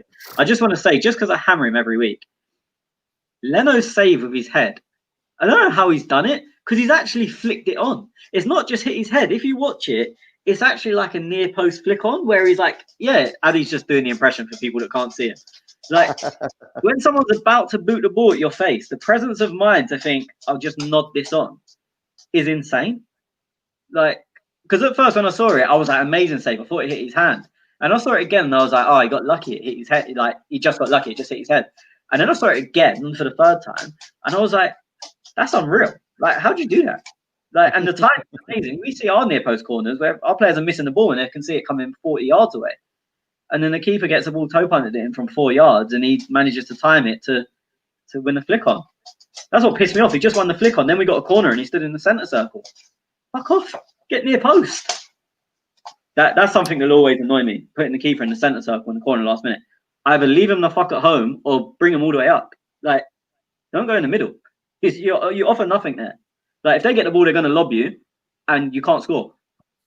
Like, it's not his fault. He obviously asked to go and they said no, but it just makes no sense. When you can flick the ball and like that, make that run across the near post. Okay. I got nothing to add on. You pretty much wrapped it up. I'm 3-2. Yeah, what about your 3-2-1? Oh, yeah, yep. David Luiz, I thought he was, yeah. I underestimate his long ball. Like, geez, it's good to watch. Like when he switches that play and you think, well, and you hear the Chelsea fans, they go, oh, he's got, you got David Luiz sucked in his shit. Like, I like him. I don't mind him, So I like that part of his game anyway. Yeah, Saka for me. I thought, yeah, I agree with Tony. Like if something was going to happen, I felt like it was going to be Saka, and 2 points for trying. 2 points for trying. 1 point to still the most beautifulest looking man on the paddock, Granit Xhaka. Happy. Well, I can't struggle. Like, how do you? It's hard. Like, we got done. He did nothing all game. Did nothing. Didn't a thing. But just his look. Nothing. His looks was there, mate. His looks were on the field. Okay, let's do some questions because I did see some come through. And before I get to the questions, I apologies to Louis from the Gunners app because Gunners.com, download that app today, and they're actually going to sponsor our question segment. So I do have some audio, but I didn't get time to upload it. So download the app, Gunners.com. Yeah, Tony? They're sponsoring the questions, yeah? Yeah. Oh, so I'm finally getting wages now. They can't bring in sponsors and not pay me. What the fuck? I might just sit here in silence till I get paid. Yeah, so they're sponsoring the question segment. So yeah, I'll have some audio next week. What are what's they? up, Jack? What are they? Are they helping out the Patreon then? For the Show me the money. you lads think I get rich off this, don't you? Trust me, I'm still recording podcasts with you fellas. If I was rich, I'd be sitting up somewhere else recording with. No, you wouldn't. You'd be here recording. I'd be still here. Yeah, nah. I actually, just since you mentioned it, Jack, on the Patreon, Rick says, "Oh, fuck up, Tez." Good on you, Rick. Just because you did mention it, Jack, the Patreon stuff. Yes, I basically now we have a few good patrons, and thank you everybody there for chipping in because we're actually now self-sustained. So everything you guys are paying goes back into this that you can see Addy's big head on now. StreamYard cost me $25 a month, so that pays for that. So now once we start getting a few more patrons, I'm going to start doing some giveaways in shirts, jerseys, prizes, things like that. Nothing goes into my pocket. So, yeah. So that's that. Patron. Jack, you get nothing. When are we getting our Clock End Talk merch then? You have to see Arsenal Fan TV for that. That's it. I ain't going anywhere near there again. You left that open for yourself, buddy. I left a few years ago. I ain't fucking going back. Okay, couple of questions at @clockend_talk coming through on Twitter, and anyone who wants to drop their questions can drop them now on the live chat. RAF10, Tony, do you think Arteta has made the mistake last season of trying to focus too much on the results by implementing this 5 at the back instead of just developing the team with his preferred system, with more focus on bigger picture for the next 5 years as his honeymoon period is now over? Again, nothing against, was it Raf? He's assuming that his preferred system is 4-2-3-1 or 4-3-3. And I've said it, we all had that assumption, but I don't know why. Was he only focusing on results? No, I think he saw that our weakness was defense. We couldn't defend for shit. And he found a way to fix that. And I think he probably assumed that, okay, this team is good enough attacking, so we'll fix the defense and the attack will just come naturally because they've already got it. And we've gone too far the other way. So I don't, again, I can see the thinking. I don't really know how to fix it, which is the problem because, okay, for us, it's more entertaining to go back the other way and be all out attack. But then you go, like, then when we lose a game 4-3, you go, oh, for fuck's sake, what happened to the defense? So I don't think he put results first. I think what he'd done was sensible and he's done it well, but maybe he's overdone it. And that we'll see. I know Eddie said next 5 games. In the next 5 games, hopefully we'll see if he has overdone it. Because to use a Wenger term, when he lets the handbrake off, does the defense stay still, or does it roll down a hill into a cliff and into the sea? That's what we'll see in the next 5 or so games. Will really tell us. Jack, Arsenal, it's about class. It's about class says, how is Arteta so happy with Mustafi? What has he offered? He was offered a contract extension, but Ozil can't even be on the bench for Europa. What does Saliba need to do to get a start to the match? And I'm glad, who's this bloke? Arsenal, I'm glad he did mention Saliba because I want to go into that. The Leicester CB was a junior to Saliba at his former club, who is making all these fucked up decisions. Who is making all these decisions? Well, to start with, the Leicester guy had a full season uninjured last season. Saliba was out for a lot of it because we forced him to have this operation to fix, I think, an issue in his ankle or something. On top of that, his mother didn't fucking die. They got an 18, 19-year-old kid who's in a new country with just lost a parent.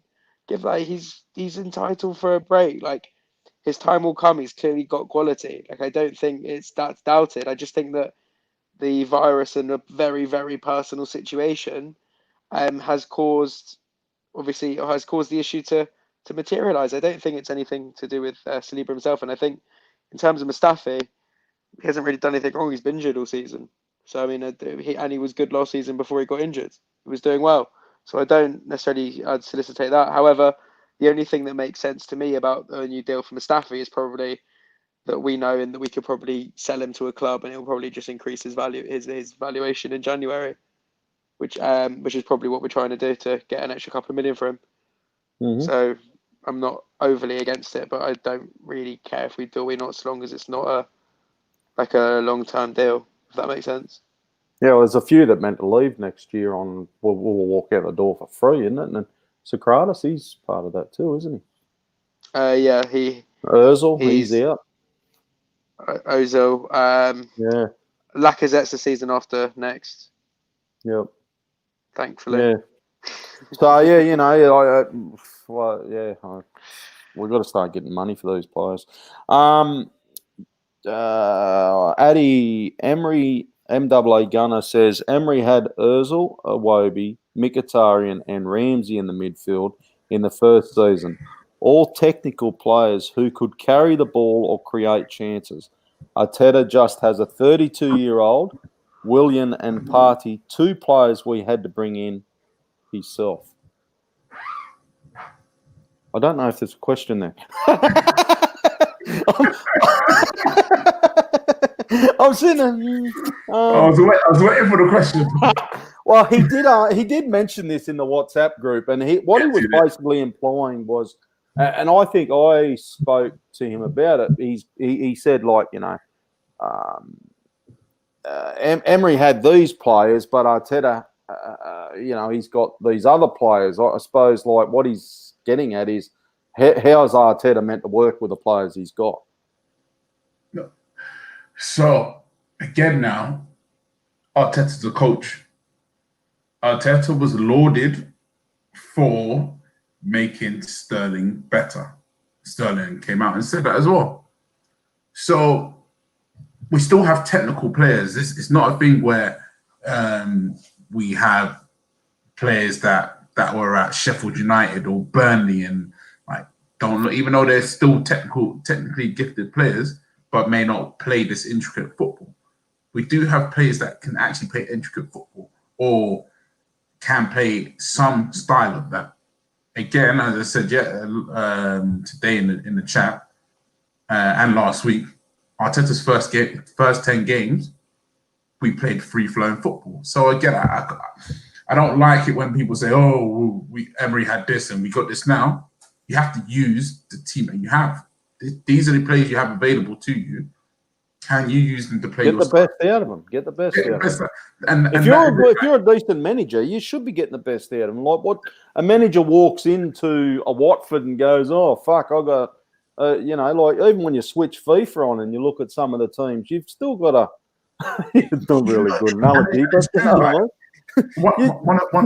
100%. 100%. You don't walk into a team and be gifted $200 million to fucking solve the problems. That is it. But then now, okay, cool. Arteta didn't have those technically gifted players, but Arteta has, for me, a better squad in all, has a better attack than Emery, has a better defense than Emery. So we can say this or that, but we know midfield is an issue. But then you leave Ozil out. So what can you say? I can't see. I hate those comparisons because I know what you mean. Yeah. And Ramsey, you can't compare because you'll never. And we've said it so many times for years here. You'll never find a Ramsey for Ramsey replacement. Yeah, no, you won't. You won't. Jack Wilshere, he's these players are I shouldn't say Jack Wilshere. Not I think really. we had we have another. There was another question that somebody dropped in the WhatsApp group. Can we have Emery back, Addy? I was trying to set you up. MAA Gunner, Arteta's first few games, we were playing a good brand of attacking football, as you just said, Addy. We were drawing because Aubameyang was suspended. Bellerin came back from injury and came in for Maitland-Niles. Then Aubameyang came back and we stuffed winning, but one ugly 1-2. Okay. I don't agree with that. Because, well, saying that's not true. I'm saying I don't agree with it. I can't remember who played against Newcastle, because that was the only game we really played and went for a team. Eddie played up top. Eddie, no, I meant right back. Sorry, I can't remember who played Hector. Oh, right back.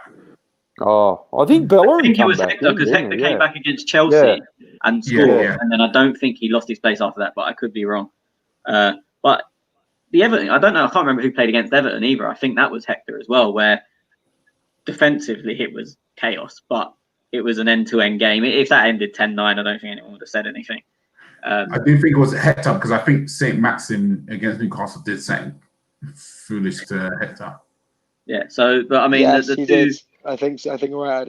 Yeah, so to say Hector came back and we turned boring is look, I'm not a Hector fan, but I think that's very unfair because, like, as I said, he played in the chaos of the Everton game. He played in the 4-0 win against Newcastle. The Chelsea game, the 2-2, I know Aubameyang weren't in. That was probably our most attacking game of the whole period. And we had 10 men for most of it. And Hector scored the equaliser in the 84th minute in the area. So I think that I don't know, could you say the problem started in the West Ham game, which was the last game before lockdown, or can you just say that they had a really good defensive performance? I think that was the first game that highlighted we couldn't break teams down properly, and that just continued after lockdown. But I think people forget, because that was 1-0. We were defensively in absolute shambles. We could have easily lost that game 4-1. 4-0, really. Like, Leno was in it. Just for all you Leno haters out there. Save, I think it was from a corner or a cross where it's like flicked on, and then there was, I think it was Antonio like 4 yards out. Antonio, yep. And then they had two chances where I think they were 2-on-1, and Haller was trying to pass it to me in row 26. Like, where he could have, if he rolled it across the box, it was a goal. So I think it's unfair to blame Hector, and at the time we thought that West Ham game was the one off. Huh? Yeah. Hector's always like, I was always a big fan of Hector. You know, remember a few years back before, I think Barcelona wanted him back, and he was playing really good football. And I thought, but since he's had a couple of injuries, he hasn't been the same. And now Maitland-Niles is obviously, some would arguably say, the better choice out of both of them, because we didn't know Maitland-Niles was going to exist now. It's Hector's almost become this scapegoat for the team at times. Like, I don't know. It's a really weird one with Hector, because he does some things that not many other right backs can do. Like, I know we're playing Rapid Vienna, but his running behind, I don't think there's many other right backs I can think of that do that. Like, I'm not saying he's better than Trent, but Trent whips the ball in from deep. Wan-Bissaka can't get past the halfway line. Trippier rips it in from deep. Walker's rapid, but he doesn't time them runs like that. Like, Hector is, as a running off the ball right back, is probably as good as it gets. He's just shit at everything else. Yeah, he does get a lot of criticism though, Hector, and sometimes I wonder whether it is warranted, I guess. Yeah, it's like, just a difficult one, because he's expert at what I've just said, like the running off the ball. And he always, I don't really want to mention Ozil because I feel like I'm wasting my time, but he always worked well with Ozil because Ozil could find them passes. It happened to be Elneny that found it against Vienna. But for me, you lose that with Ainsley, so you could argue you lose some attacking threat, but you gain a hell of a lot more control because Ainsley can actually play football. Mm-hmm. Yeah, I do get people's argument. I think I just a bit of a soft spot for Hector. That's all. It's, and I almost feel that since he had the injuries, he just never has returned. I think he lost his with his first knee injury. I think he lost his. I say lost his pace, but he's still probably quicker than a lot of players. But he's nowhere near the elect. Like he was silly. Like I always Walcott's the quickest player I've seen live, and when they said Hector beat him in a race, I'll never believe it because Walcott was silly quick. But even the fact that they were even in the same conversation was impressive. Now, if they had a 100-meter race and Walcott didn't win by 10 meters, I'd be shocked. And more, 10 meters is being generous. Whereas before they were in the same conversation. And I think when you've lost what was your shining light, you remember the recovery tackles he used to make? Half the argument was that he was out of position in the first place. But he used to be able to recover it. I remember him. I remember Pedro at the Emirates when we won 3-0. He made a crazy run back and tackled him. There was one away to Swansea, and it was Bafatimbi Gomez, and he wasn't even. And he got in. He wasn't even in the. He was offside. Yeah, and then come back. He's rounded the keeper, and Hector's got back. Like nowadays, if you tried to do that, the guy would get round the keeper, roll it in, run to the corner flag, do a little dance, and then Hector might have caught up with him. Mm-hmm. And actually, you make a good point there because. Hector was always playing out of position, but as you said, he managed to get back with his pace. And there's loads of players. Kyle Walker is an amazing athlete. But defensively, he's poor, but his pace helps him out so much. I mean, he's going to switch off, but he has to switch off for long enough for you to be able to get away from him, which is rare. And Hector was that type of player, but he's just not got them legs anymore. Yeah. And people often say, in conversations, what gift would you give a player? We've had the question here. I tell you what, Lacazette with pace would be one because, like, if he gets himself so far out of positions, it's almost, we've said it. Is he playing a defensive midfielder? Is he playing where is he? Like. Him with pace. Like, I'm starting to think. But a good number 9, a true good number 9, doesn't need pace because it's their movement and anticipation. You look like Wrighty was quick, but not electric. Shearer couldn't run, and Shearer probably got better after he actually couldn't run when his knee went. Kane isn't. He's quick enough, but he's not. You wouldn't go, fuck me, Kane's running like past us. Lewandowski's again the same. Danny Vardy's probably the only quickest one. Vardy is, for me, him and Aubameyang are the only decent strikers in the league that are actually, I don't want to say pace merchant because it makes it sound like they've got anything else, but they're pacey. You look at, as I said, all the others, Ings, Kane, I'm not including Martial because he scores 3 goals a year. To an extent, the perfect example of this, Cavani. The guy has the best movement I've ever seen. Who? He's going to score Cavani.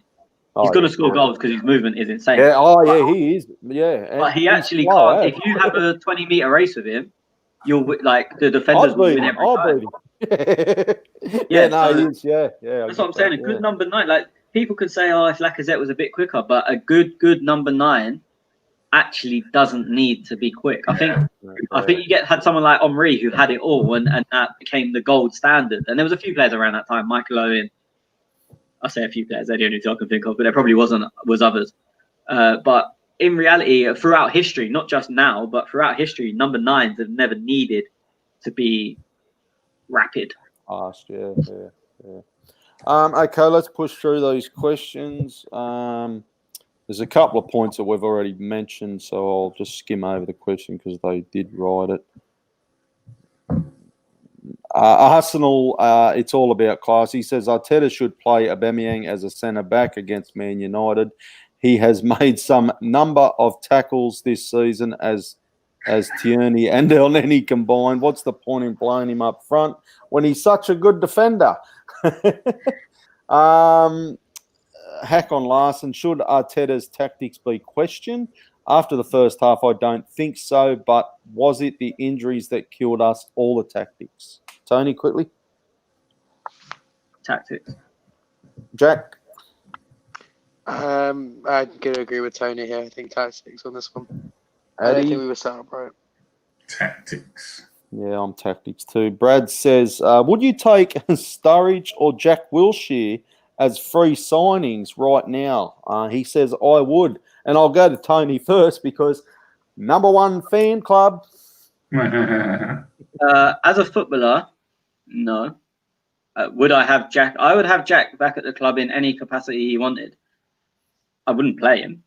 Like, ironically, the style is exactly what we need, but the style of an 18 or 19-year-old Jack Wilshere, not a 29 who trains in Burnt Oak Park 3 days a week. If anyone wants to go down, Burnt Oak Park 3 days a week, Jack Wilshere's there. But that's the level of the guy we're talking about. We're talking about bringing a player into a Premier League team who is actually training in a park where people are walking there. Like, he's training as people's dogs are shitting. Like, that's not the level of player we need. But give him any job he wants. Like, might kick someone as well. Sturridge? No, I mean, the guy cashed out from football a long time ago. Like, he hasn't been interested in football for a long time. Maybe that a name I haven't heard of in a long time. Well, he's banned. I'm not sure if it's over. He was banned.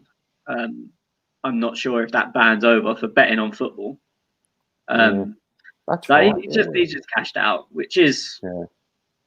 So I think probably that year at Liverpool with Suarez was the last time you've probably really heard of him mentioned in a. Who did he go on loan to? Oh, I can't remember, mate. To be honest, he went to West Brom. I know he was at West. Yeah, he was somewhere like that, wasn't he? He was somewhere, and then he's in Turkey, and then he got banned, so they were up his contract. Yeah, no. But yeah, he's just. Yeah. Well, if you said, I presume the rest of you are in agreement, Addy, Jack. Yep. Addy's nodding his head. Yep. Hakon says, I said it after fucking 10 minutes on WhatsApp. Hakon was very vocal on our WhatsApp group. We need to put chances in hands like this. We can't afford to throw away chances against teams like Leicester. The first half from Leicester is the worst I've seen them against us, and we couldn't fucking score. I was talking with Hakon during the game. I think it was on the WhatsApp group. I seen it a little bit different to Hakon. I get where he's coming from with the chances, but then I'm watching Leicester City's, the way they're setting up, the way they're defending. Their shapes were just giving us no options but to go wide. Like people thinking, let's play through the middle. We couldn't because. Go back and have a look at the game. I wish I could get it up and I'll show you what I saw. But everyone watched the game. Like for me, it was the only option they gave us was to go wide or long. And you have to take your hat off to Rodgers. I hate to say it, but fucking hell. Hakon says, why are people questioning the Party signing when he's an upgrade on every midfielder we have? I haven't seen that, boys. Anything on that? I think something's come out that Arteta and Eddie were arguing whether they should sign Party or RR, and then they just went for Party. I think that's what they may be talking about. Okay. Look, for me, it's an upgrade on every midfielder. He's right. But for me, and I said it before, Party, nothing against Party. The type of player we needed was that more attacking 10-ish type of player. I'm not disagreeing. I didn't hear the criticism. I've not been on football Twitter for ages because it bores the shit out of me. So I've not heard the criticism, or if there has been any that Hakon's talking about. And I've got no criticism. The guy is not even a level, 2 levels above every other midfielder we've got. But I still think stylistically, we needed a more advanced player. Like, it's nothing against Party. I'm not saying it's a bad signing. I'm not criticising him. Yeah, he just wanted a bit of creativity that Ozil I don't know if you remember, we done a podcast the first week during lockdown when we thought it's only going to be a couple of weeks. We'll just do like a stocking filler. And one of the questions was, if you could sign any player realistically, who would it be? And my answer was Jack Grealish. And I said that maybe not be realistic, but at least that mould of player. Like I was Yeah. saying this in March. Like, so I'm not going to come and change my mind now, but that doesn't mean I'm going to criticize Partey or say it was a bad signing. It's a fantastic signing. Mm-hmm. Hakon says this showed that a left side with Tierney and Saka works very well, in my opinion, when they consistency and those two need to build a connection. Agree or disagree? Silence. Jack. Look, it's the better. I think it worked well. It's the better of the. For me, it's easy. It's our best left back, and without Martinelli, it's our best left winger because Aubameyang should be in the middle. I was thinking of who else comes in. Yeah, how can you not want to form a connection when you've got two guys that are under 23, both on long-term contracts, and they're arguably or definitely, you're depending on your viewpoint, the two best players in their respective positions. Like for me, that's really, I can't believe people are umming and ahhing. No, I agree. Jack, you missed the boat. Yeah. Hakon. Yeah, go on. I've got to throw through those. Yeah. I just think it's just really uninspiring at the moment watching Arsenal. I just think we need to make that attacking change that will really drill us forward, because I think a lot of people are starting to question what we're doing, and I don't think just being stubborn and sticking to what we're doing now is going to help stuff. And I think that until we see Aubameyang down the middle, we ain't going to see an impact, and we're not going to see a change. Right. Hakon says this. How come our most creative player is a 33-year-old Brazilian at centre back? It's fucking hard to disagree. He's older than that, isn't he? He's older than 33, isn't he? I don't know. I thought he was. Yeah, no, 33 sounds about right. Fuck it. We're fine. Just give him a 3-year deal. We've got creators for time. I thought he was Partey received the ball 44 times. Xhaka received it 86 times. In my humble opinion, that's the problem, and shows that the squad needs to trust Partey more. I actually thought this when I was watching it, because I thought, geez, they're type of leaving Partey out. But then I was looking at his position, and I'm thinking, well, maybe he's just adapting to the team a little bit on how Arteta wants him to play.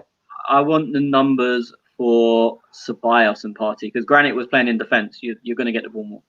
Yeah. So it's not a Granit v Partey debate, but they're comparing their numbers. Because you've got a guy that can receive goal kicks unmarked.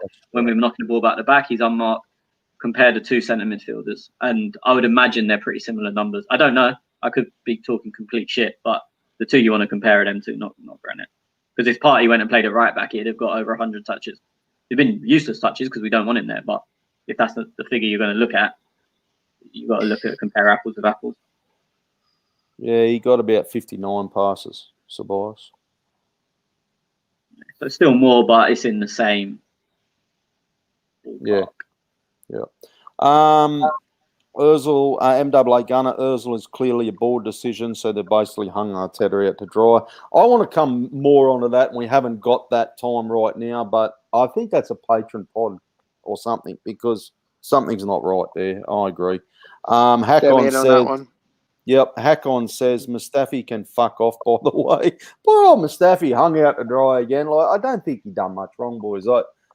I get the frustration, but as Tony, you touched on it before, how's Mustafi going to beat Vardy? Like, come on. No, I mean, a fully fresh Mustafi that's played 38 games ain't gonna do anything when you defend high up against Vardy, let alone a guy that ain't played for 4 months. And the thing is that Vardy's movement is so fucking good. Like, he's not just quick. Like, if you look at that chance, it was for the chance where Thingy flicked it on, Leno. He comes short and then spins.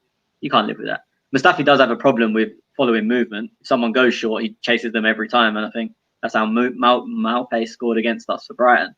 But it's just class movement. I don't think that, let's say, Gabriel's our best defender. I think the same thing would have happened to him, to be honest. Hakon says, why is everyone saying it was a masterclass by Rodgers? They were so lucky not to be 3-0 down in the first half. We outplayed them simply. The second half was a struggle, but not a fucking tactical master plan when it's down to luck. Vardy's goal was good, but overall luck. Any add? Just on that, cool. Everyone will say, okay, for me, goal should have counted. and that Lacazette chance, he should have headed the ball. But Schmeichel didn't have a save to make. So again, we can't say they're lucky. We didn't test the goalkeeper. But then Leicester brought on Vardy, they actually tested Leno. They actually created 2 proper goal scoring opportunities, whereas we didn't create any real. Let me not say we didn't create any real one. Again, Lacazette should have got his head on the cross, and the goal from the corner should have stood. But other than that, when that's gone through, that's all they've made that decision. Let's create another goal scoring opportunity. Nope, we didn't. So you can't just say it's lucky. They played to keep. They wanted to keep it as a draw for as long as possible, so they can get Vardy on, and that's what happened. Bish bash bosh, they scored, and we actually couldn't respond. Golson fan on Twitter, he says, "Hi guys, for our next 10 games, would you rather Arteta or Rodgers?" Arteta. I don't actually rate Rodgers. I just think he done a number on us. Yeah, I'm a bit the same. Yeah, look, Arteta for me, and then this, come back to we are far from Arteta out. We got to call it you got to call it as you see it. Like if it walks like a duck, quacks like a duck, it's a fucking duck. So it's all you can do. You can't sit here and go, oh, let's all bend over backwards and fuck Arteta up the arse, because at the end of the day, he fucked up. He fucked up during that last game, and it's simple as that. I think that's about all, but I did get a couple of late questions. Arsenal, it's all about class 3 hours ago. How's Arteta happy with the Mustafi? Did I already read that, the contract? There was a question on the live about when Smith Rowe going to start getting minutes. I'm trying to find it. Actually, that is a very interesting question. When will ESR get some minutes? So before he didn't travel for the Europa League game last week because he only played 45 minutes of under 23s, but then he didn't play under 23s at the weekend. So maybe he will be in the squad this Thursday. I hope he will as a fan of his. But then Saliba wasn't in the under 23 squad, which was weird, and they only named 3 subs. And then the keeper got sent off, and they didn't have a sub keeper, and the centre back made his debut in goal. Still weird, but I'm hoping that Smith Rowe not being included in that. I don't think Nelson was either. I'm hoping that means they were with the first team group getting ready for Thursday. There was another couple of questions come through. There was a question in the Rick says maybe Partey wasn't positioned sideways enough to receive the ball from Denny and Granite. MAA Gunner says, what annoys me is that he's capable of attacking evidence from our first 10 games. I'm not sure what he's referring to there. He also says a back 5 doesn't necessarily mean we have to play defensively. No, but because of our lack of creativity, it ends up becoming inherently defensive. Sorry, he's talking about Lacazette. He's talking about Lacazette, yeah. I think. But I would agree with what Jack just said. I don't actually think we play that defensively. I think the problem is we keep the ball and then we've got no one who can create anything. So you end up just keeping the ball for keeping the ball's sake. It's not like it has been against Liverpool and City in the Cup, but in general, it's not a back 5. It's not like Leicester, who had a back 5 with 5 in front of them and the keeper. It's a back 5, but I don't actually think it's that defensive, which is why I think it hopefully could be quite easy to turn around, because you don't have to. You can keep that shape and just make someone try and be a bit more creative. Give Pepe a bit of freedom, like give Willian a bit of freedom, give Saka a bit of freedom, and you can still keep the defensive shape and become more penetrative, hopefully. MAA Gunner says, I feel more confident playing the bigger teams than mid-table and smaller teams. Yeah, good point. And I think that's a lot to do with, I don't know. I'm just sitting there thinking I don't know.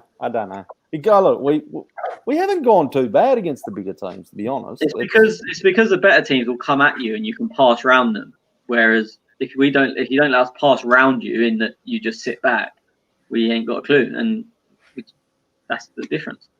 Oh, Gunnar Glasgow, he's as negative as all fuck. Who replaces Tom Arteta?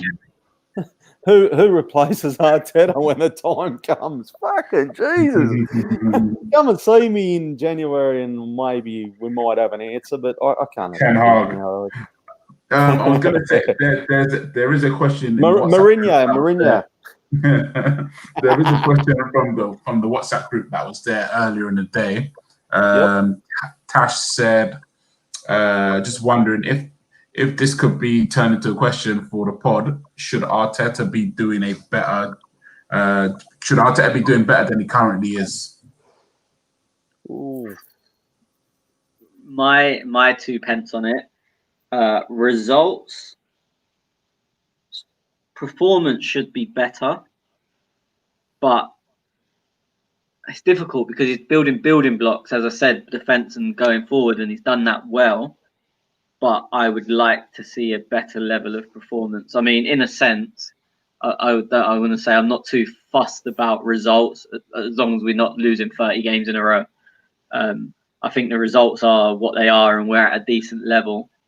I think just the foundations he's building are good enough. I would like to see better results. I'm kind of in between, not yes and no on that one. So I'm on the fence. I'm a little bit. Look, I never had us predicted in our prediction pod as a top 4. Okay, I think I had us at 5th. For as long as we're fighting for that top 4, look, I'll be happy as shit if we get top 4. But for me, I just don't want to see a repeat of last game, or I don't want to see. I hate seeing a manager get his pants pulled down and fucked up the arse by somebody. I want to see him progress this squad and not compete well, but well, obviously we do want to compete well, but don't be tactically outsmarted. And that's what I saw last game. And that's the only thing I worry about Arteta is I get his inexperience. I totally understand that, but yet they say when he was at Manchester City, he was the man who, helped Pep a lot and helped a lot of players as well. So I was trying to think, and a question popped up on another podcast that I was listening to a couple of weeks ago. What player, who has Arteta improved so far in this squad? And I thought about, not that who he's improved, but I thought about the Ozil situation. I thought, well, that's gone to absolute total shit. And then I thought about this 72 million pound winger that doesn't start no more.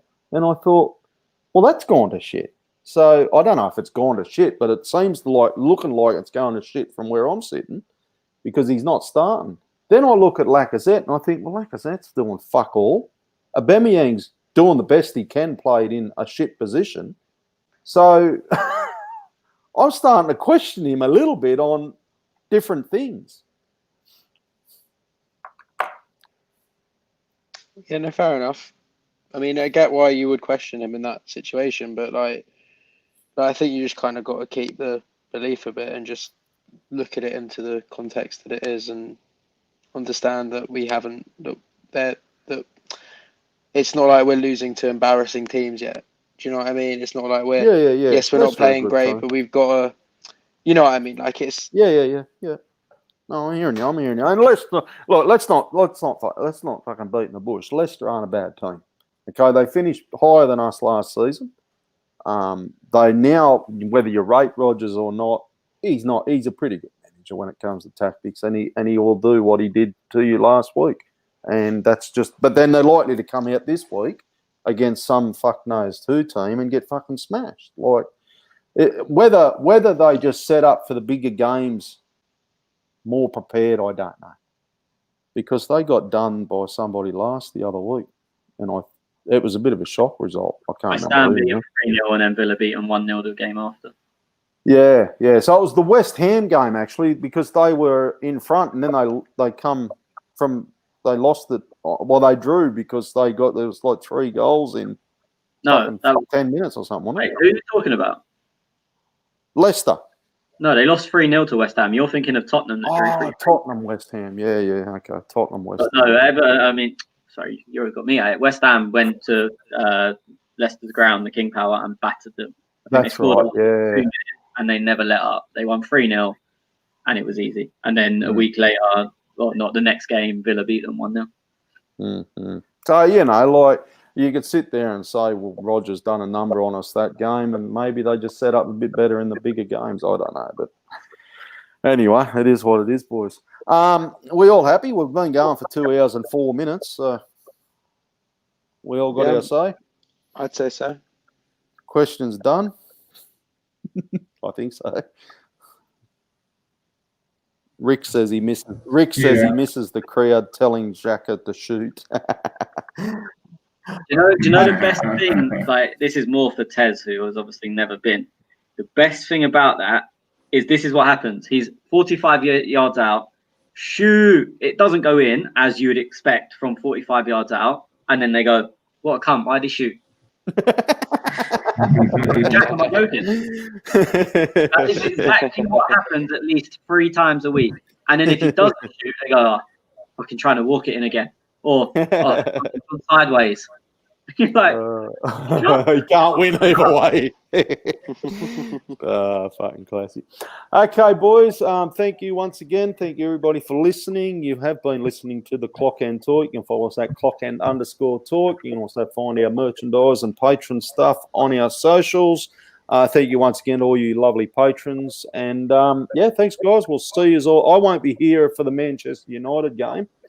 I will sort something out in the next couple of days, but I've got to go and get some stuff done. So anyway, but it'll be. I'll tune in when I get back, and hopefully it'll be a good show. Whether you have Max or Darren on. Thank you. Right, what? Quick, speak. Don't be like that, Jack. I can't believe you said that. No. Huh? No, I was just gonna say. I think Darren might be a better shout if time-wise for us British lot. We could maybe record at a slightly more appropriate time. Max, I don't care either way, but Max gets up whenever by the sounds of things. I think if you said to him he had to get up at 4 a.m, it seems like, I don't know him, so if he's listening to this, I might be wrong. He kind of comes on and shrugs it off like, "Yeah, I got a coffee, mate, this morning." He's like, "Yeah, I'm fine. It's 5 a.m. When did he become? That's the worst Aussie accent I've ever heard. I think he got back. It's like fucking Santi Cazorla's accent. It's diabolical. Oh, Jesus Christ. Right, let's go. See you later. Good night. Goodbye. Good.